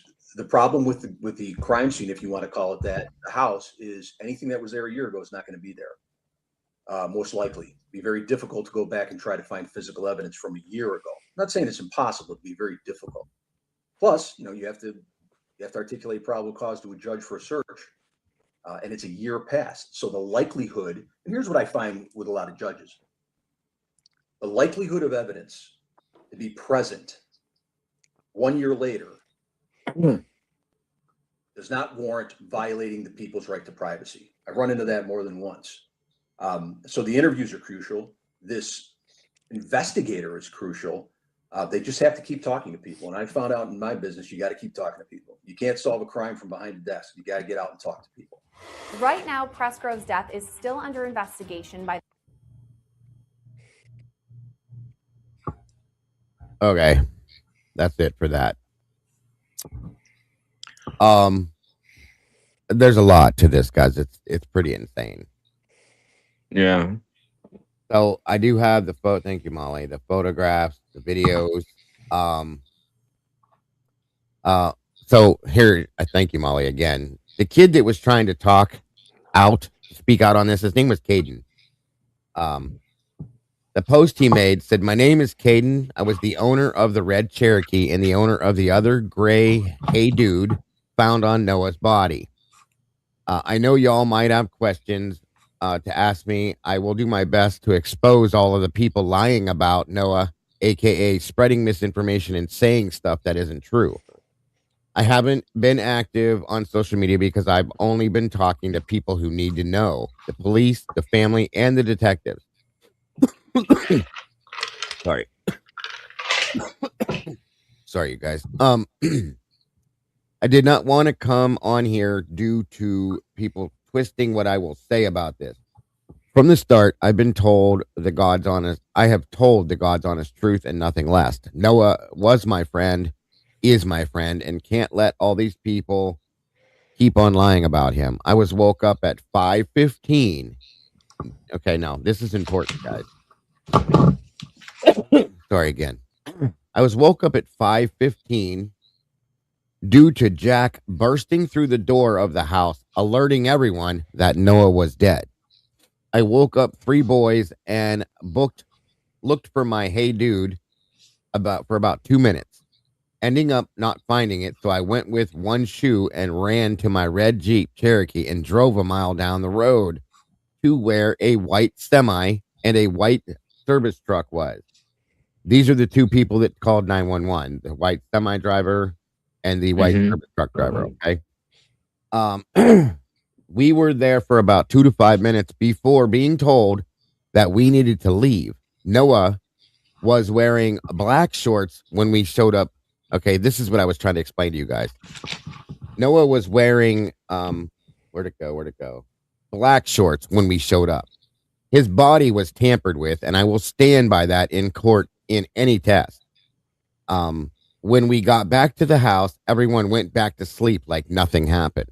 I stayed up the whole time thinking to myself, how and why did this happen? Because at the time we were under the assumption that he had got hit by a car. Stop spreading lies and misinformation on this. How would you like it if it was your family member or friend in that situation? I'm sure that you would feel the same as I do. Call me a liar. Whatever you have to say won't change the truth. I know what I saw. So that's where the whole shorts thing comes in. That is the kid that was on Facebook that I come to find out later down the road on this, that he was threatened, that he better shut up, blah, blah, blah, so on and so forth and all that. And it wasn't just the kids telling him to shut up. It was other people, other adult parents and stuff. So, here, let me show you the video, a video. Yeah, this is one of them. 1 minute. Okay, so this is one of. Go ahead. My picture was my thing was up there. Was that yours? This is one of the videos of his final moments before he vanished. Okay. It kind of shows you like actively like the way the mode he was in before he disappeared. Okay. All right, that one's back. There you go. Hold on. Sorry, you guys.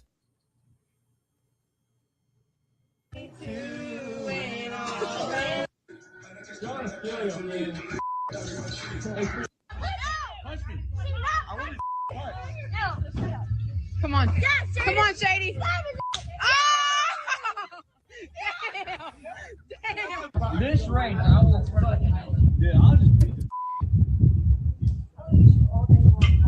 Okay, did you see that? Here, let me show you. Did he throw a punch? You see this guy right here? Oh, yeah. Yeah. That's Caden, Okay.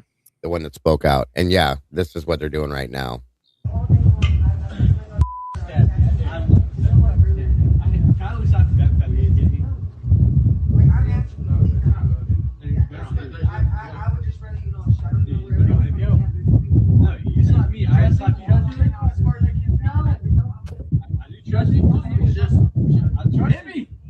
Yeah, he's really drunk here, if you can't tell.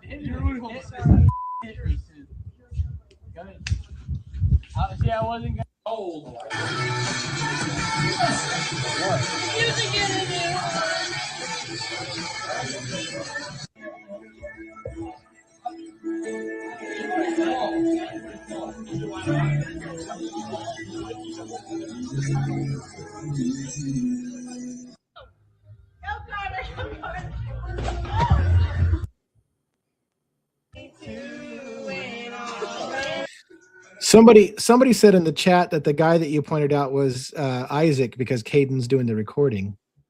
See, I was told that the kid in the back. Well, maybe I have it backwards then, but okay. Whoever said it, thank you, because I thought it was Caden was in the background and Isaac was recording. So my apologies. We're not sure then. Yeah. Around. Yeah. Again, it's been 2 years. And then what else is this other video? All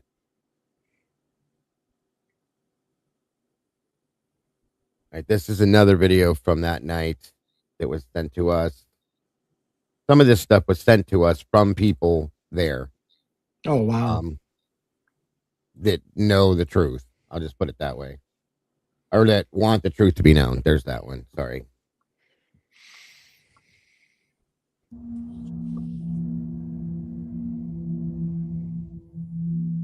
This is the house, the area, all of this stuff. where the party was, I'm sorry. So it doesn't look like it was on private property, like fenced property. No, but so where were they riding ATVs? Just out in the back behind it, from my understanding, out and around the property. Yeah.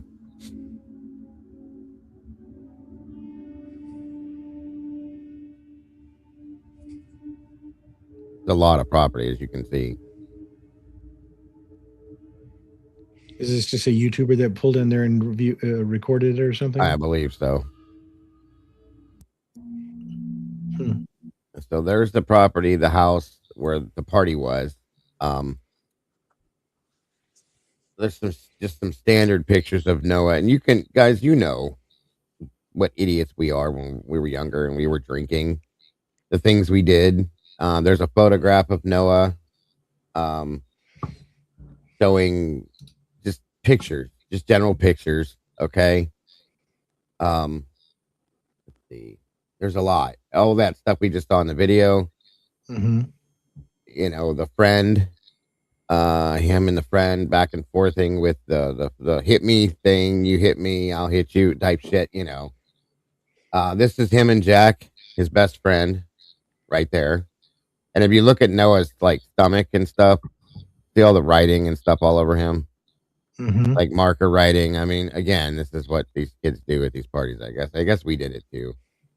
Yeah, what's that? Is that a rifle? Looks like a rifle. Yeah, that's what I was gonna say. I don't know if it's a BB gun or if it's a rifle, but look at his face. Okay. I don't know what to think. Can you zoom in more on that? Yeah, of course. I think I should be able to. Hold on. It's weird. I want to see both the face and the gun, but yeah, hold on a minute. Try it again. Will this let me do this? 1 minute. Let me move this over here. Try it this way. There's that, and then I mean, it looks like a rifle to me, but it could be a BB gun. I don't know. You know what I mean? I don't want to. Can you scroll down to it? All I see is his face right now. Can you scroll down to the gun? Oh, I'm sorry. I'm on the wrong screen. Sorry about that. Yeah, that kind of looks like up a little bit again. I want to see the barrel. That's what I was trying to figure out. It's pretty thick barrel for a BB gun. It is. It is. That looks like, it looks like a pump. It looks like a pump shotgun kind of thing with that slide at the bottom. But yeah. I thought maybe a 22, but I didn't see that. It looks like a slide. It looks like that looks like a slide for racking a shotgun shell. Yeah, definite. Could be. So there. Oh, let me move these out of the way first. 1 minute. Okay. But I would guess over there, yeah, it's probably not right. Yeah, weird it's not to unusual. have. I mean, No, look where they are. They're in the middle of the alcohol country. Right. Trucks and guns. That's what they have. Yeah. Hold my beer. This was the wait, girl. Go back to that. I was gonna say, yeah, her face was redacted earlier. They just had her face unredacted there. I'm sorry, I have it blown up too big. Yeah, there we go. Because they had her face redacted earlier. Yeah, this is the girl that was doing the slapping. So that's the one that was doing. Okay, that was the chick that was slapping them. Yeah, and then this is Avery, whose name was brought into this a lot. Okay. I think Avery was that. That was the friend of his. That yeah. Okay. Tiggy's saying the Snapchat girl's mother collected all the guns in the morning after the discovery of Noah. So think about that for a minute. Right? Yeah. Let me see. Did I have more, Molly? This is where he was found. How far it was? It was literally a mile from the house, folks. Show it, blow it up. I want to see it. Yep, absolutely. 1 mile from the house. Well, let me see if I can make that bigger for you guys. I see. Damn this thing. Come on. Here we go. Noah was found there, and there's where they were. So it's that straight shot. You know what I mean? Mm-hmm. So, absolutely. And then, like you can see, it's all flat land around him, all the way around. It's pretty wild, guys. Let me see. I think that was it, Molly. Is that it? Oh, nope. Okay, here we go. Thank you, Molly. God, I love you. I do. So this is the Emmys report. Okay. Mm-hmm. Now some of this is going to be triggering to you guys. So trigger warning straight out of the gate. I'll say, if it's all in here, I know for a fact. This is all just. Yeah, I was going to put that parental. It goes over some faces, but I thought, well, if it's trigger warning, maybe we should put that on there. But yeah. Let me see. Multiple blunt force injuries. This is all what was listed as reported on autopsy and findings. Okay, let me make this bigger for you guys to see again. Let me know when you can see the wording there. Yeah, I can see it pretty good there. Okay. This was again Noah Alexander Nichols, 19. Birth date was of 04. That just so you guys know, that's who this is. Jessica Gary was the investigator. Jason Robert Parks is the pathology assistant. So, multiple blunt force injuries to the head and the neck, abraded avulsion laceration on the left top of the head, which is what I explained to you about the scalp and all that stuff. The scalp, okay? Yeah. Subjacent abrasions on the lateral left eyebrow, corner of the left eye, and left cheek. Hold on, let me move this over for you guys to make sure it's not cut off. There we go. Front of left ear, and associated lacerations to the left side of the neck. So the entire left side of his head and face was just like trashed. Okay. Right. Abrasions on the right back of the head, behind the right ear, and subjacent posterior right neck. Broken upper and lower teeth with abrasions in the midline mucosa of the upper lip.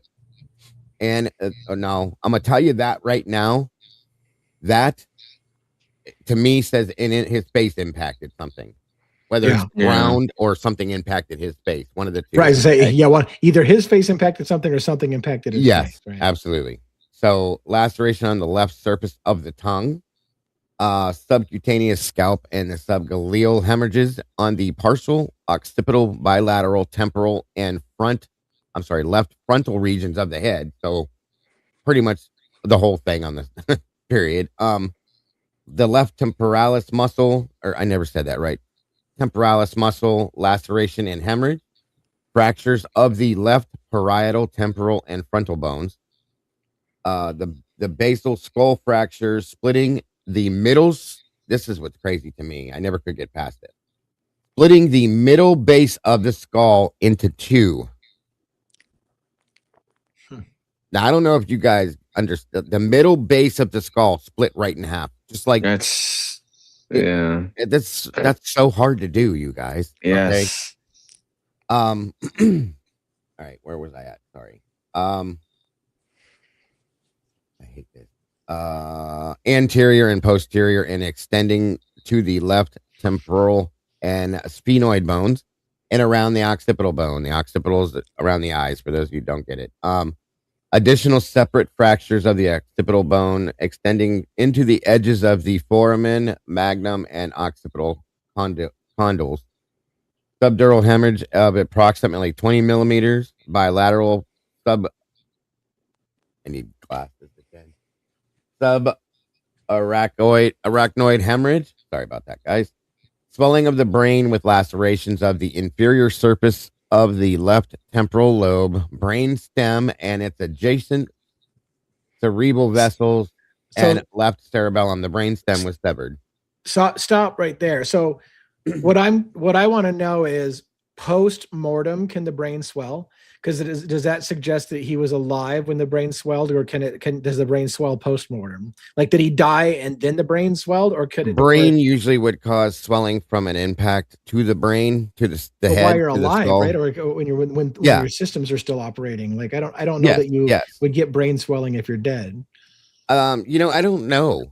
That's interesting. That's a good question. I've never heard of that before. I've never heard of that, but I mean, I wouldn't imagine. Hold on here. ChatGPT to the rescue or something here. I would check it because I've never heard of that before. Yeah. Where'd it go? Subdural hemorrhage of approximately 20 milliliters, bilateral subarachnoid hemorrhage, swelling of the brain with lacerations of the inferior surface of the left temporal lobe, brain stem, and its adjacent cerebral vessels and left cerebellum. Sorry. Cervical neck fracture at C1, 2, 6, and 7. Okay. And misalignment of C1 and occipital condyle, pneumocephalus and pneumorachis. Sorry. Again, it says multiple blunt force injuries. Manner of death is undetermined. Okay. The torso. That was just at the head, guys. So the torso had broad abrasions on the upper back containing black material. That's where I came to the idea that it was possible that he was drugged, because there's black material, I'm going to guess, as pavement or blacktop. You know what I'm saying? Abrasions showing combined linear and very sized pinpoint to round to irregular individual patterns involving the left upper back, shoulder, posterior left arm, and left side of the torso. Abrasions on the right buttock. Abrasion with the very sized pinpoint to round to irregular abrasions on the side of the left buttock. Lacerations of the right and left lungs. Okay. With contusions, left pulmonary vessels, left atrium of the heart, spleen, and proximal stomach. Soft tissue hemorrhage of the posterior upper chest cavity. Bilateral hemothoraces of at least 1,200 milliliters in total. Hemopericardium of at least 150 milliliters. Hemoperitonium of at least 200 milliliters. Bilateral scapular fractures. Bilateral posterior rib fractures as follows. The right, 1 through 5 and 8 ribs. The left, 2 through 5 ribs. Thoracic vertebral fractures, T1, 2, 4, 9, and 11. Bilateral pneumothoraces with left more than the right, and extremities, excuse me, abrasions on the right arm and forearm, left elbow, thighs, knees, legs, and right foot, side of the right ankle, and side of the right hip.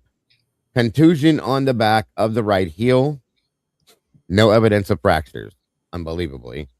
So the opinion from this, and I'll tell you what mine is after, but in consideration of the circumstances surrounding the death, autopsy, examination, and toxicology result, the death of Noah Alexander Nichols is due to multiple blunt force injuries. The decedent was found naked, only wearing a pair of shoes on the side of the highway on the morning of September 4th of 23.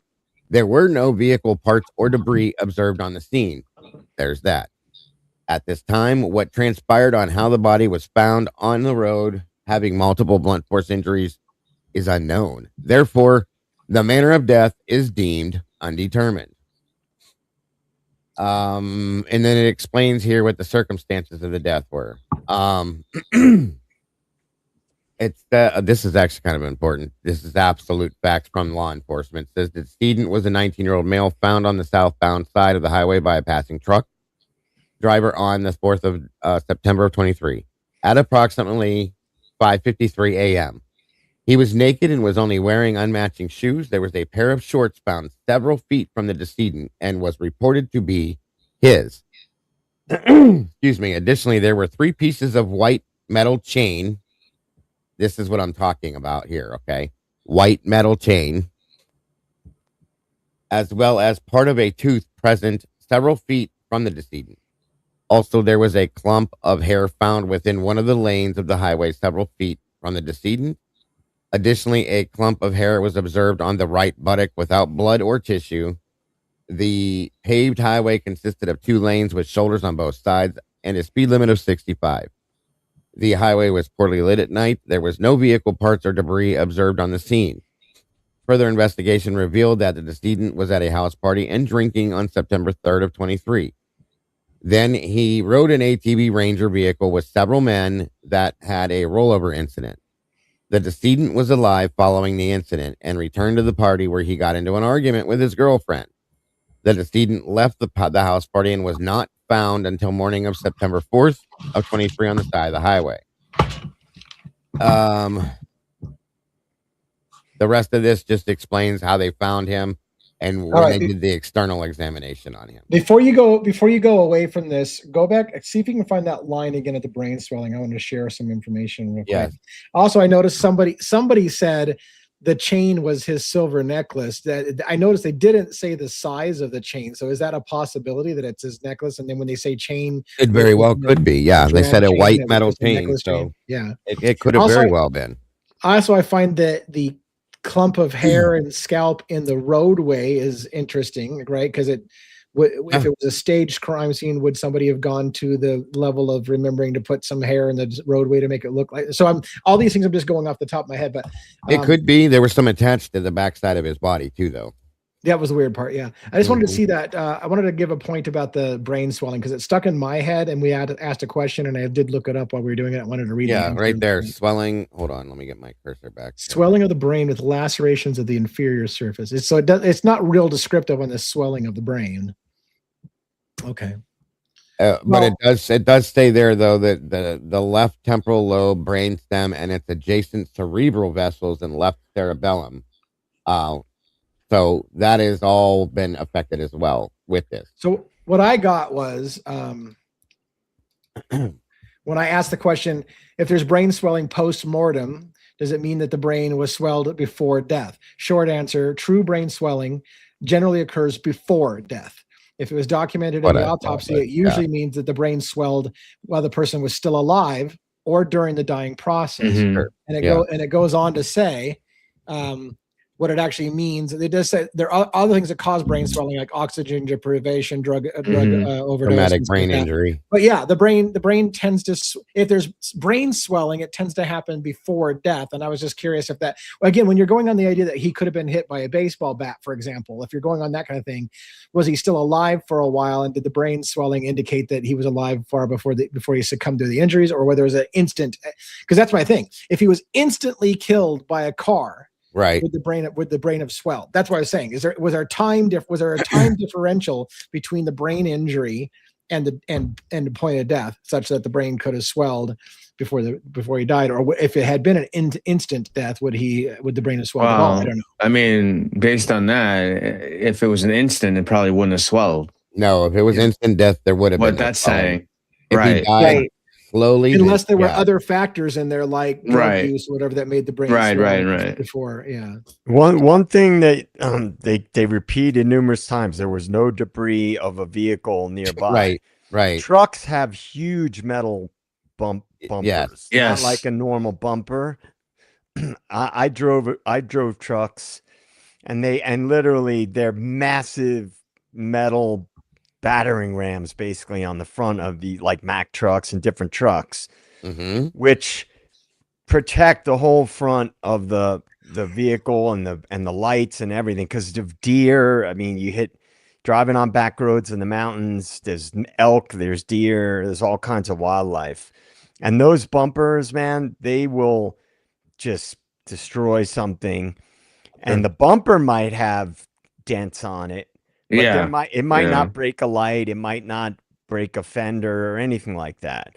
So if he's on the side of the road, his left side, if he's walking in the right direction on a road that the vehicles are going the same direction, his left side is facing the road. Or if he's crossing the road, he gets hit from his left side, that a truck would send him flying.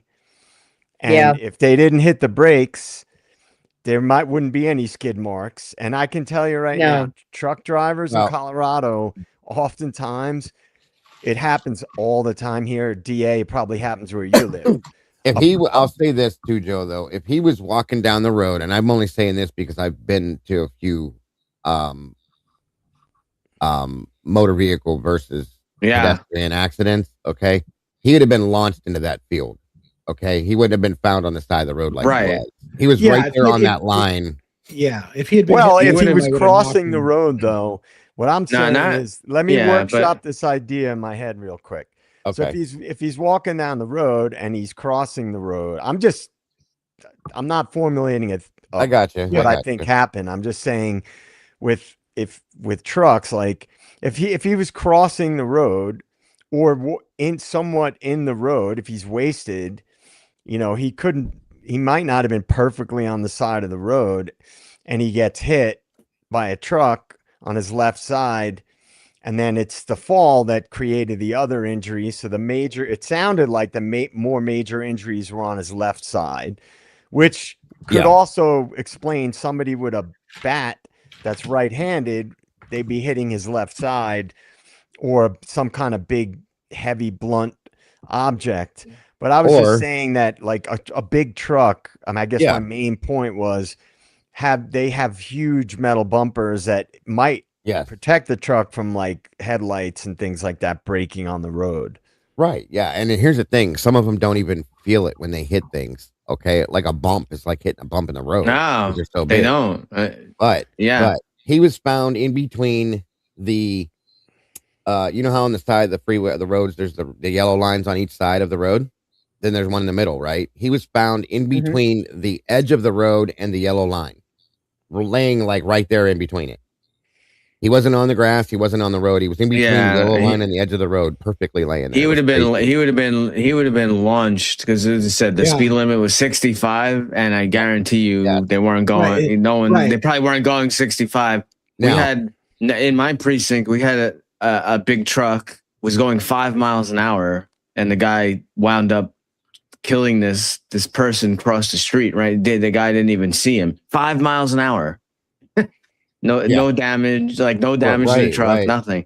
But a truck going, I agree with you about the the bumper and all that, and these massive trucks. But definitely. The body would have been launched. It would have been probably 30 feet plus, or out away from that road if it would have been hit by a truck, is what I'm saying, or down the road from that spot. Yeah, for sure. Yeah. In fact, it leads to the idea of a stage scene that he was in the middle of the road because somebody didn't think it through and thought they'd just place him in the middle of the road and everybody would buy that he got hit by a car instead of realizing he would have been knocked a long ways away. So, and like in rural areas, it's common because somebody mentioned the cattle guards. In rural areas, a lot of trucks have cattle guards. And in Colorado, trucks will hit an elk or a deer. Yeah. And they just keep going. They don't even slow down. They don't even happen. No, because then it causes a worse accident. Yeah. Yeah. Where I live, you see it all the time. It's a regular occurrence. Yeah. And he was facing the direction of traffic going. Okay. But he was laying in between the edge of the road before you were to get into like the grass and that yellow line, like right in between that strip there, which is weird to me. By the way, his blood alcohol level was 0.14 through his 0.14. Yeah, and then the vitreous, I never say that right, was 0.18. Ethyl alcohol level is what it was. There was the toxicology. They tested for everything. Amphetamines, methamphetamines, fentanyl, cocaine, opiates, PCP, barbiturates, benzos. Well, that's great. Was there drugs? Because again, brain swelling None can be caused by detected. drugs. Yeah. None So detected. alcohol only. Yeah. Okay. Just And that's drunk. a little high. Like Yeah, they but it's made it sound like when I 0.14, did the yeah. summary that was like it's Yeah. twice the legal limit. right. The legal limit is been lowered considerably, over the Yeah. years. And Yeah, sometimes it's 0.14, you're 0.08. drunk, but Yeah. you're not necessarily. Well, he You're was not drunk. I mean, wasted, but yeah. right. Yeah, exactly. But Thank you, Amanda. it wasn't fists. I'll tell you that did No. this. Yeah, happen. no. His injuries are not fists, but So, okay, look, here's where I want to go with this. There's a lot of comments, by the way, Dago, and we'll talk. I want my panel to stay behind when we close this down tonight to have a little discussion about some things that I want to address. But one of the things I did see is a lot of our people are asking, how can we get that autopsy report or whatever? So I'm pretty sure Dago will share that with us. I will share it with you. Or he might tell me to go fucking do my own homework. I don't know. But more than likely, he's going to share if I know his character. But what I want to do is go ahead and do our close. I hope that you guys enjoyed the Presgrove deep dive. I mean, I was expecting it to be, half of our show or maybe 3/4 of our show and leave some time for something else. But I tend to do these in about 2 hours, and I took the full 2 hours. And I realize it's because I talk a lot, and I talk like a million times during. It's a lot, though. I got questions. A lot. Yeah. So hopefully you liked it. I know I'm super intrigued in this case, so I figure we're going to talk about it again. I might even do a deep dive type long form video, which I'm trying to add more to those to my collection. So I might do some thoughts of my own on this as well. So let's do a wrap up for this evening and go around the horn. And then if my panelists could stay after for a brief discussion afterwards, I'd like to kind of address a couple things and see how that works out and maybe get some documents and stuff like that sorted out for later. But let's go. Well, JJ's not on screen. I was going to start with him. Let's go Robin then, 1-1 Dago and JJ. So we give time for JJ to get back to the screen if you want to the little boys room. So Robin, do you have any closing? Well, here we are again, another fascinating case. And I was kind of behind the scenes doing some investigating of some stuff, and I'm still formulating my thoughts regarding that. But I'm very, very intrigued. So yes, I did. I don't want to say enjoy, but I'm fascinated. I am fascinated by this case. So, but as always, we appreciate each and every one of you coming out tonight. Thank you to all the mods on both channels. Thank you to all of you on the replay crew, as well as whoever joins us live. We appreciate it so very much. And this is very, very fascinating. So, but I hope everyone has a wonderful night. Thanks to everyone on the panel for all the information and great discussion. So yeah, this is interesting. Yeah, absolutely. And thank you, by the way, Cass, Jess, and Art for the 5 memberships that you gifted to people. Appreciate that so much. Our community is outstanding and always helping others pay it forward, all that good shit, and then some. So thank you so much for that as well. And I'm glad, Robin, that you liked the case as much as I did. That was one of those spontaneous moments the other night where someone said, "DA, could you please look into this?" And of course, I knew Dago had already done it, and I was like, okay, well, let's pick his brain. And what a great contribution, Dago, you've given to our channel to bring us up to speed and get that going. So I appreciate that very much, and the receipts that you showed. And I'm looking forward to talking about it more. I feel like I've got more questions. I have more. I have a lot more. Awesome. Well, let's keep at it if you don't mind, and see how it is. Again, as long as the audience wants to hear it, but I think they do. I think we've made I think people have been curious, and there's a lot of people who say they already knew this and they're glad somebody's talking about it again. So these things tend to sometimes die out, But all right, one. Let's get your thoughts for the night. Great topic and discussion as always. This case definitely has a lot of twists and turns and threads.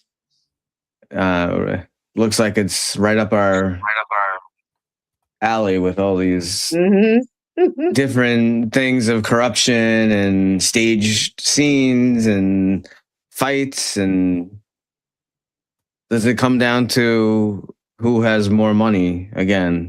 These things always seem to come back to, power and money, and I can't help to think, we try to push for justice and all the stuff, but there's just so many of these cases. It really makes you, wonder sometimes what is going on in this world. But thanks to all wonderful mods and all the communities, turtles, denizens, meeple, and the panel. So thank you all.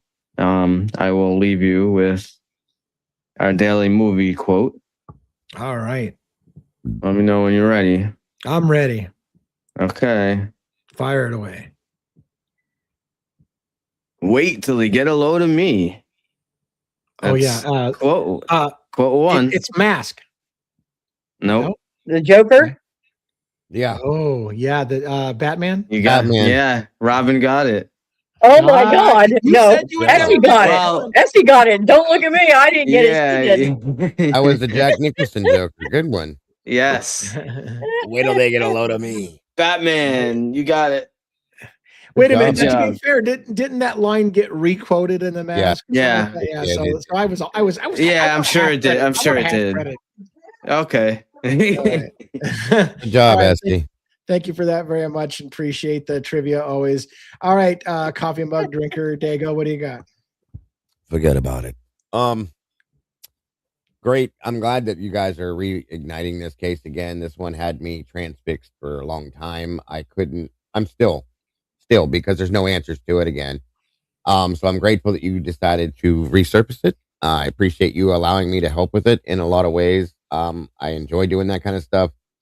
So thank you to all the mods who are absolutely amazing, Esty and Amanda, and all of you do such amazing things over here. All of my moderators, as always, thank you so much. My videographer, Molly, and one of my lead investigators, she's always digging and digging and digging. Thank you again, Molly, for bringing all that back to us. I appreciate you so very much, hon. And of course, with all your videography stuff, thank you for that. Mikey, my producer, God bless. I love you, bro. Thank you for everything you do. And thank you all for being here again, guys. We wouldn't be here without. Robin11, JJ Lee, thank you again for having me here as always every night. I really do appreciate you so very much for that. And I love being here, like I said. So guys, don't forget to love yourselves. Don't forget to love each other, and don't change a thing. You guys truly are the beautiful people. I hope you have a wonderful night. Good night, and God bless. All right, thank you very much. And maybe JJ's mic is not bugging out, but we'll see. We'll give him a chance to see if he can make it work. Are you there? It looks like he's grayed out. It actually looks like the mic is grayed out, like it's not even a source. So he may not have it working. It would be fun to just watch him struggle, though. We could just watch him struggle on the struggle bus and see how long that takes. But Bueller.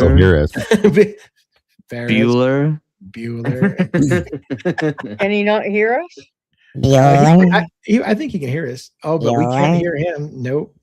Nothing. We could do one of those. Come on, JJ, get your shit together. Reading made easy. It's probably in your settings, JJ. Yeah. All right. Well, it doesn't look like JJ is going to be able to say good night. He's trying like a motherfucker, though. I'll tell you that. Good night, JJ. It actually looked like he said that when you did that. All right. Unfortunately for JJ, he's not going to be able to say goodnight, but he did offer great contributions to the show. Thank you all for coming tonight. This has been a great discussion. I really enjoyed it. I hope that one person doesn't get so mad that I called them out with the whole thing, but this is a commentary show and I talk a lot. So if you don't like that kind of thing, I'm probably not the creator for you. We do talk a lot about things and I have a lot of questions. And sometimes you just have to stop and go, wait a minute. I got to ask a question because if we go too far down the road, I'll have 30 questions and I won't remember the first question I had. So that's the way it's done. Some people appreciate that style. Some people not so much. So thank you all for those who do enjoy that for coming. please make every effort you can to like and subscribe to all the channels of our panelists. Right now, we didn't have Bronx Tales. We didn't have Logan tonight with Bronx Tales True Crime, but we did have True Crime Cafe. Make sure that you're subscribed to that and to our channel as well. And if you could give us some love on any long form videos that you see pop out, please like and subscribe so that you get notifications so that you know when those drop, because it's really important for us to try to get momentum going again on the long form videos. And I'll be working on putting out more information as we go. But again, seems like if it's not Idaho 4, we haven't been able to teach YouTube that we're not a one-trick pony. We actually talk about other cases and have lots of cases in which law enforcement fuckery or judicial system failures are a part of the equation, in mainstream media's complete bullshit narrative shaping that we always fight against, because we will play devil's advocates with the official position. That's what we do. Until next time, people, which is tomorrow night, 6 p.m. Pacific Standard Time. See you guys later. Watch all these people that do their thing every day. And yeah, till next time. Who knows what tomorrow's topic is going to be? I don't know yet. We'll figure it out. Thanks, everybody. Good night, guys. Good night, everyone. Night.